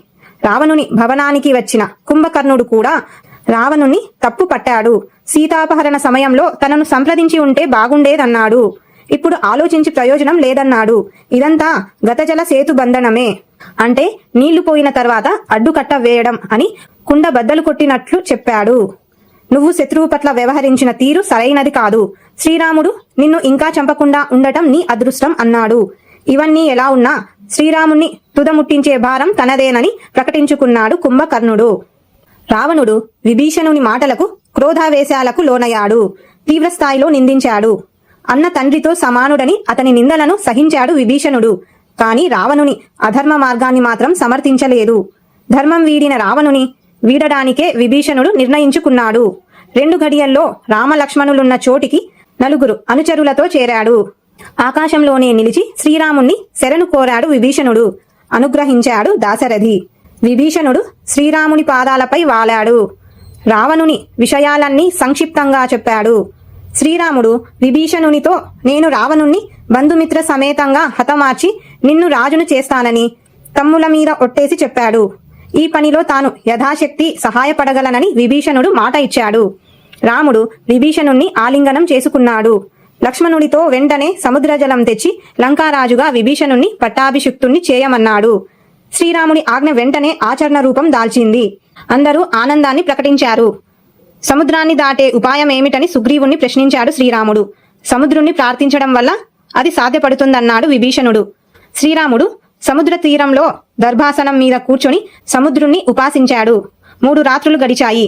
సముద్రుడు ఎదుట నిలవలేదు. శ్రీరాముడి కన్నులు ఎర్రబారాయి. సముద్రుడి అహంకారాన్ని అణగదొక్కాలనుకున్నాడు. నీటినంతా ఇంకిపోయేటట్లు చేయాలనుకున్నాడు. బ్రహ్మాస్త్రాన్ని స్మరించాడు. ప్రకృతంతా అల్లకల్లోలమవుతున్నది. సముద్రుడు భయపడి పారిపోతున్నాడు. పరుగెత్తే వానిపై బాణం ప్రయోగించరాదని ఆగాడు శ్రీరాముడు. సముద్రుడు దారికి వచ్చాడు. లంకకు వెళ్లడానికి దారినిస్తానన్నాడు. ఎక్కుపెట్టిన బాణం వృధా కారాదు. ఎక్కడ ప్రయోగించాలో చెప్పమన్నాడు శ్రీరాముడు. పాపాత్ములు దోపిడీదారులు ఉండే ద్రుమకుల్యం పైన ప్రయోగించమన్నాడు సముద్రుడు. అది జరిగిపోయింది. విశ్వకర్మ కుమారుడైన నలుడు శిల్పకళా నిపుణుడు. ఉత్సాహం శక్తి ఉన్నవాడు. సేతువు అంటే వంతెనను నిర్మించడానికి అతడే యోగ్యుడని సముద్రుడు తెలిపాడు. ఆ సేతువును తాను భరిస్తానని మాట ఇచ్చాడు. సేతువు నిర్మాణానికి వానర నాయకులకు ఆజ్ఞ ఇచ్చాడు శ్రీరాముడు. అందరూ మహారణ్యం దారి పట్టారు. పెద్ద పెద్ద చెట్లను బండరాళ్లను మోసుకు వస్తున్నారు. సముద్రంలో పడేస్తున్నారు. వాటి దెబ్బకు సముద్రంలోని నీరు ఆకాశానికి ఎగిసి పడుతున్నది. నలుని సూచనలననుసరించి కొలతల ప్రకారం సేతు నిర్మాణం జరుగుతుంది. 100 యోజనాల పొడవు 10 యోజనాల వెడల్పు గల సేతువును కట్టడం 5 రోజుల్లో పూర్తయింది. శ్రీరామ లక్ష్మణులు సుగ్రీవునితో కలిసి ముందు నడుస్తున్నారు. సైన్యం వారిని అనుసరిస్తున్నది. సైన్యంలో కొందరు వెనుక నడుస్తున్నారు. కొందరు సేతు మధ్య భాగంలో, మరికొందరు 2 పక్కలా నడుస్తున్నారు. కొందరు సముద్రంలో దూకి ఈదుతూ వస్తుంటే మరికొందరు ఆకాశంలో ఎగిరి వస్తున్నారు. వారు చేసే కోలాహలానికి సముద్రమే మౌనం దాల్చింది. అందరూ అవతలి తీరం చేరారు. శ్రీరాముడు యుద్ధనీతిని అనుసరించి సైన్యాన్ని వివిధ విభాగాలుగా విభజించాడు. ఎవరి బాధ్యతలను వాళ్లకు అప్పగించాడు. రావణుడి మంత్రులైన సుఖసారణులు శ్రీరాముని బలం తెలుసుకోవాలని వానర రూపాలు దాల్చి వానరులలో చేరారు. విభీషణుడు వాళ్లను గుర్తించి శ్రీరాముని ఎదుట నిలిపాడు. క్షమించాడు శ్రీరాముడు. తమను గురించి ఇంకా ఏమన్నా తెలుసుకోవాలంటే అడ్డు లేదని వాళ్లకు చెప్పాడు. సీతను వెంటనే అప్పగించకపోతే తన చేతిలో చావు తప్పదని రావణుడికి చెప్పవలసిందిగా సూచిస్తూ శకసారణులను పంపించి వేశాడు. వారు వెళ్లి ఇక్కడి విషయాలన్నీ పొల్లుబోకుండా రావణుడికి తెలిపారు. రావణుడు సీత విషయంలో మరొక ఎత్తుగడ వేశాడు. అశోకవనం వెళ్లి రాముడు తన చేతిలో హతుడైనాడని సీతతో పలికాడు. ఆమె నమ్మలేదు. మాయావి అయిన విద్యుజ్జిహ్వాన్ని పిలిచాడు. అతడు శ్రీరామునిదే అనిపించే మాయా శిరస్సును ధనుర్బాణాలను తీసుకువచ్చి చూపించాడు సీతకు. ఇప్పటికైనా తన్నాశ్రయించమని సీతను కోరాడు రావణుడు. సీత కుమిలిపోయింది. రావణుడు తన భవనానికి వెళ్లిపోయాడు. విభీషణుని భార్య సరమ సీతను ఊరడించింది. ఇదంతా రాక్షస మాయ అని చెప్పింది. శ్రీరాముడు క్షేమమేనని తెలిపింది. శ్రీరామచంద్రాదులు వానర సైన్యంతో సువేల పర్వతానికి చేరుకున్నారు. ఆ రాత్రి అక్కడే గడిపారు. ఎత్తైన ఆ పర్వత శిఖరం నుండి లంకానగర శోభను చూశారు. లంకలో మేడ పైభాగంలో టీవీగా కూర్చున్న రావణుణ్ణి శ్రీరాముడు చూశాడు. వానర ప్రముఖులు చూశారు. సుగ్రీవుడు ఒక్క ఉదుటున లేచి కోపంతో ఊగిపోతున్నాడు. క్షణాలలో సువేల పర్వతం నుంచి రావణ భవనంపైకి వాలాడు. తాను శ్రీరాముని మిత్రుడనని తన నుండి తప్పించుకోవడం నీ తరం కాదని లంకేశుణ్ణి హెచ్చరించాడు. రావణుడిపైకి దూకి అతని కిరీటాన్ని తీసి నేలకు కొట్టాడు. రావణుడు రెచ్చిపోయాడు. సుగ్రీవా, ఇంతవరకు నీవు నా కంటబడలేదు. లేకుంటే ఎప్పుడో హీనగ్రీవుడవు, తల తెగిన వాడవు అయ్యేవాడివి అంటూ గర్జించాడు. ఇద్దరి మధ్య బాహాబాహి యుద్ధం జరిగింది. సుగ్రీవుడు రావణుణ్ణి ముప్పు తిప్పలు పెట్టి క్షణాలలో రివ్వున ఎగిరి సువేల పర్వతం మీద వాలాడు. శ్రీరాముడు సుగ్రీవుణ్ణి సున్నితంగా మందలించాడు. తొందరపడి ఇలాంటి సాహసాలు చేయవద్దని సలహా ఇచ్చాడు. రావణుడి దగ్గరికి అంగదుణ్ణి రాయబారిగా పంపాడు శ్రీరాముడు. సీతను అప్పగించకపోతే శ్రీరాముడి చేతిలో మరణం తథ్యమని, లంకకు విభీషణుడు రాజు కాగలడని శ్రీరాముని వాక్యంగా రావణునికి వినిపించాడు అంగదుడు. సభ అట్టుడికి పోయింది. నలుగురు రాక్షసులు అంగదుడి మీద విరుచుకుపడ్డారు. అంగదుడు వారిని తన చంకలో ఇరికించుకుని ప్రసాదంపైకి ఎగిరాడు. అక్కడి నుండి వారిని బలంగా నేలపైకి విసిరాడు. సింహనాదం చేసి ఆకాశ మార్గంలో శ్రీరాముణ్ణి చేరాడు. రావణుని భావాన్ని గ్రహించాడు శ్రీరాముడు. ధనస్సుకు పని చెప్పాల్సిన సమయం ఆసన్నమైందని భావించాడు.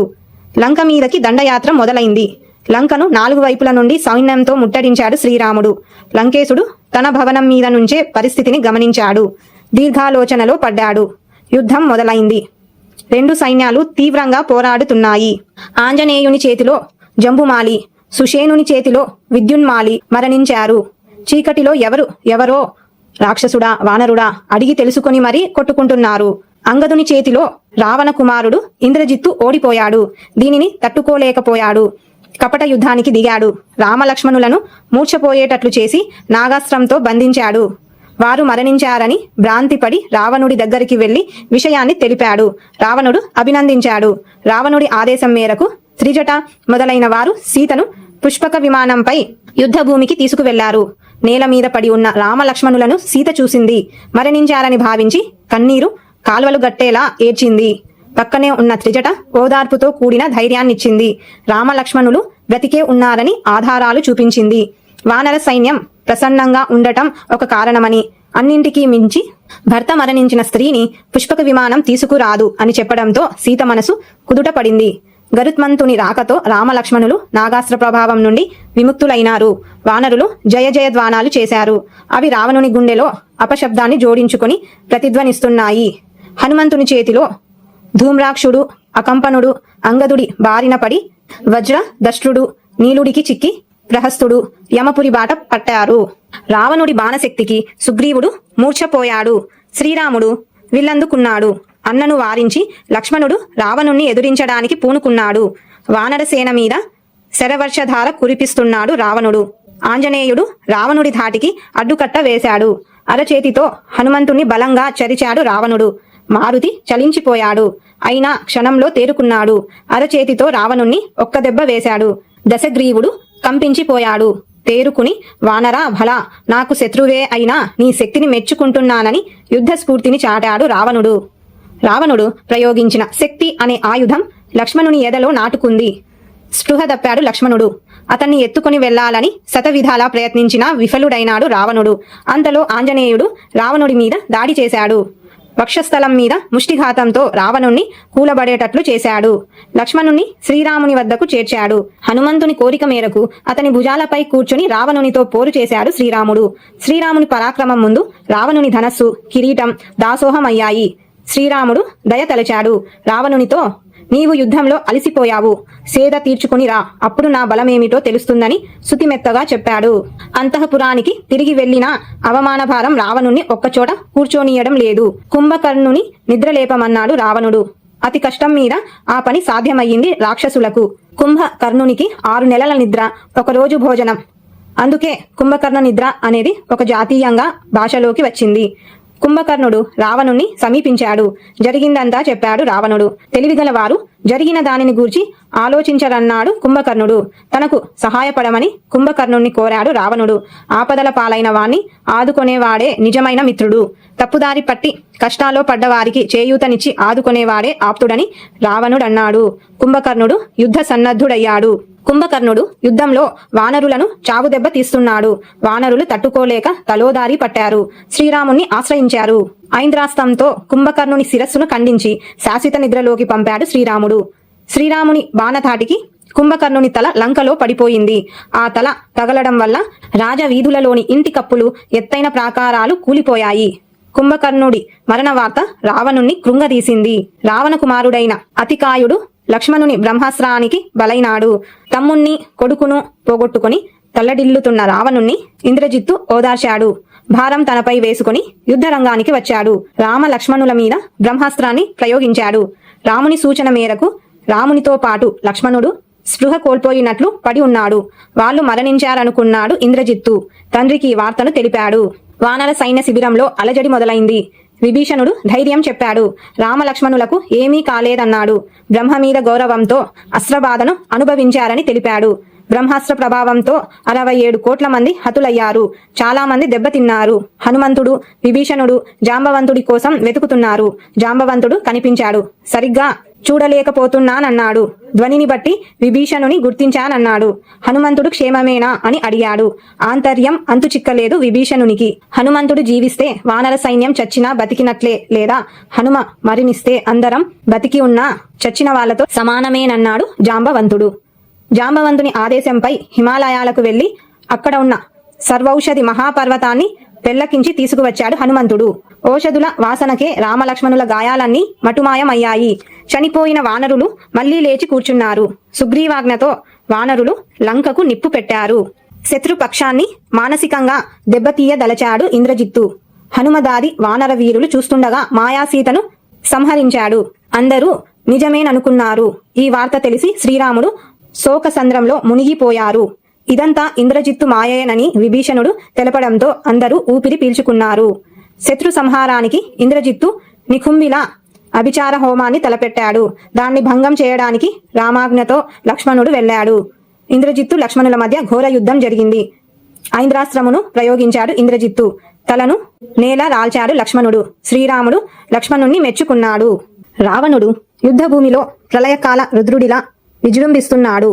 వానర వీరులు తట్టుకోలేక యుద్ధరంగం నుండి కాలికి బుద్ధి చెబుతున్నారు. మరొక వైపు సుగ్రీవుని చేతిలో విరూపాక్షుడు, మహోదరుడు మట్టిగరిచారు. యుద్ధం చివరి అంకానికి చేరుతున్నది. రామలక్ష్మణులతో రావణుని పోరు తీవ్రతరమవుతున్నది. రావణుడు విభీషణుణ్ణి చంపడానికి బల్లెమెత్తాడు. అది మహాశక్తివంతమైనది. విభీషణునికి ప్రాణాపాయ స్థితిని గమనించిన లక్ష్మణుడు రావణునిపై బాణాలను కుమ్మరించాడు. ఎటూ తోచక విభీషణుని చంపే ప్రయత్నాన్ని విరమించుకున్నాడు రావణుడు. లక్ష్మణునిపై ఆగ్రహించి శక్తి అనే ఆయుధాన్ని ప్రయోగించాడు. అది గమనించిన శ్రీరాముడు శక్తిని వేడుకున్నాడు. నీలోని చంపే శక్తి నశించుగాక అని. అంతే, అది ప్రాణశక్తిని కోల్పోయింది. లక్ష్మణుడి రొమ్ము మీద బలంగా నాటుకుంది. లక్ష్మణుడు నేల మీద పడిపోయాడు. వానరులు ఆ ఆయుధాన్ని ఎంత ప్రయత్నించినా లక్ష్మణుడి రొమ్ము నుంచి తీయలేకపోయారు.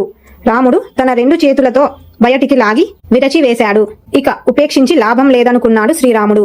ఈ లోకంలో ఇక రావణుడో రాముడో మిగిలి ఉండడం తథ్యం అన్నాడు. శ్రీరాముడి విలువిద్యా పాండిత్యానికి ఎదురు నిలవలేక రావణుడు భయంతో పరుగులు తీశాడు. పడిపోయిన లక్ష్మణుణ్ణి చూసి విలవిలలాడిపోయాడు శ్రీరాముడు.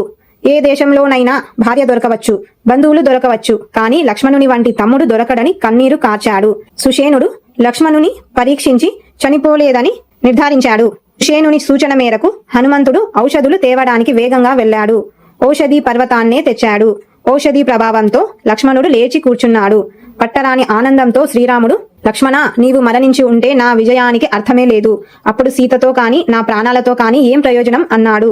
ఇంద్రుడు పంపగా మాతలి దివ్యరథంతో సహా శ్రీరాముడి దగ్గరికి వచ్చాడు. ప్రదక్షిణ పూర్వకంగా నమస్కరించి శ్రీరాముడు రథాన్ని అధిరోహించాడు. యుద్ధభూమికి సాగిందా రథం. మిగతా దినాల కన్నా భిన్నంగా ఉంది నాటి యుద్ధం. కొంతసేపు ఎవరికెవరూ తీసిపోని విధంగా విజృంభించారు. రాను రాను రాముడిదే పైచేయి అవుతున్నది. రావణుని సారథి గమనించాడు. రథాన్ని పక్కకు మళ్లించాడు. అలా చేయడం అవమానంగా భావించిన రావణుడు సారథిపై నిప్పులు చెరిగాడు. రథం మళ్లీ రాముడి ముందుకు నిలిచింది. యుద్ధం చూడడానికి అగస్త్యుడు దేవతలతో కూడి అక్కడకు వచ్చాడు. శ్రీరాముడికి ఆతిథ్య హృదయం ఉపదేశించాడు. శ్రీరాముడి బాణాల తాకిడికి రావణుడి తలలు నేల రాలుతున్నాయి. కాని వెంటనే చిత్రంగా మళ్లీ మొలుస్తున్నాయి. ఆకాశానికి ఆకాశం, సముద్రునికి సముద్రమే సమానమైనట్లు రామరావణ యుద్ధానికి రామరావణ యుద్ధమే సమానమన్నట్లు సాగుతున్నది. బ్రహ్మాస్త్ర ప్రయోగం చేయవలసిందిగా మాతలి శ్రీరాముడికి సూచించాడు. శ్రీరాముడు బ్రహ్మాస్త్ర ప్రయోగంతో రావణాసురుణ్ణి అంతమొందించాడు. అన్న అయిన రావణుని మరణానికి విభీషణుడు బాధపడ్డాడు. దహన సంస్కారాలకు అనుమతినివ్వమని శ్రీరాముని ప్రార్థించాడు. వ్యక్తులు జీవించి ఉన్నంత వరకే వైరముండాలి, తరువాత దాన్ని వదిలివేయాలి. మన కార్యం నెరవేరింది, కావలసిన సంస్కారాలను చేయమని అన్నాడు శ్రీరాముడు. ఇప్పుడు రావణుడు నీకెట్లాగో నాకు అట్లాగే గౌరవాస్పదుడు అని తన విశాల హృదయాన్ని చాటుకున్నాడు శ్రీరాముడు. రావణుని భార్య మండోదరి భర్త మరణానికి పుట్టెడు దుఃఖంతో కూరుకుపోయింది. విభీషణుడు రావణునికి ఉత్తర క్రియలను నిర్వర్తించాడు. శ్రీరాముని ఆదేశం మేరకు లక్ష్మణుడు విభీషణుని లంకారాజుగా పట్టాభిషిక్తుణ్ణి చేశాడు. సీతతో తన విజయవార్తను తెలపమని హనుమంతుణ్ణి ఆదేశించాడు శ్రీరాముడు. హనుమంతుడు వెంటనే వెళ్లి ఆ శుభవార్తను సీతమ్మకు చెప్పాడు. ఆమె ఆనందానికి అవధుల్లేవు. ఇంతకాలం చుట్టూ చేరి బాధించిన రాక్షస స్త్రీలను చంపడానికి అనుమతినివ్వమన్నాడు హనుమ. అది తగని పని వద్దని వారించింది సీత. విభీషణుడు పల్లకిలో సీతాదేవిని శ్రీరాముని దగ్గరికి చేర్చాడు. సంతోషంతో భర్తను చేరింది సీత. ఆమెను స్వీకరించడానికి శ్రీరాముడు నిరాకరించాడు. నా వంశప్రతిష్ఠ నిలుపుకోవడానికి దుష్ట రావణుడి చెర నుండి నిన్ను విడిపించాను. ఇంతకాలం కరుని పంచన ఉన్నందువల్ల నీ ప్రవర్తన గురించి నాకు సందేహం ఉంది. కనుక నువ్వు నీ ఇష్టం వచ్చిన చోటికి వెళ్ళవచ్చునని శ్రీరాముడు అన్నాడు. శ్రీరాముని మాటలు ములుకుల్లా కుచ్చుకున్నాయి సీతకు. స్థాయికి తగినట్లుగా మాట్లాడలేదని రామునితో అన్నది. శ్రీరామునకు విశ్వాసం కలిగించడానికి అగ్ని ప్రవేశం ఒక్కటే శరణ్యమని భావించింది. శ్రీరాముని మనసెరిగిన లక్ష్మణుడు చితిని సిద్ధపరిచాడు. సీత అగ్నిలోకి ప్రవేశించింది. అక్కడి వారంతా ఆందోళన చెందారు. అగ్నిదేవుడు స్వయంగా సీతాదేవిని తీసుకువచ్చి ఆమె గొప్పదనాన్ని వెల్లడించాడు. ఆమెను స్వీకరించాల్సిందిగా శ్రీరాముణ్ణి కోరాడు. సీత గురించి తనకంతా తెలుసన్నాడు శ్రీరాముడు. ఆమె శీలం యొక్క గొప్పతనాన్ని ముల్లోకాలకు చాటడానికి అగ్ని ప్రవేశం చేస్తున్నా ఊరుకున్నానన్నాడు. సీతను దగ్గరకు తీసుకున్నాడు. పరమశివుడు శ్రీరాముణ్ణి ప్రశంసించాడు. దుష్ట సంహారం చేసిన శ్రీరాముణ్ణి ప్రజానురంజకంగా పరిపాలన చేయమన్నాడు. శ్రీరాముని కోరిక మేరకు ఇంద్రుడు మృతులై పడి ఉన్న వానరులను మళ్లీ బతికించాడు. విభీషణుడు లంకలో కొంతకాలం ఉండవలసిందిగా శ్రీరాముణ్ణి అభ్యర్థించాడు. భరతుని కొరకు తాను త్వరగా ప్రయాణం కావాల్సిందేనన్నాడు శ్రీరాముడు. వానరులను వాళ్ళ స్వస్థానాలకు వెళ్లమని చెప్పి విభీషణుడి వీడ్కోలు అందుకున్నాడు.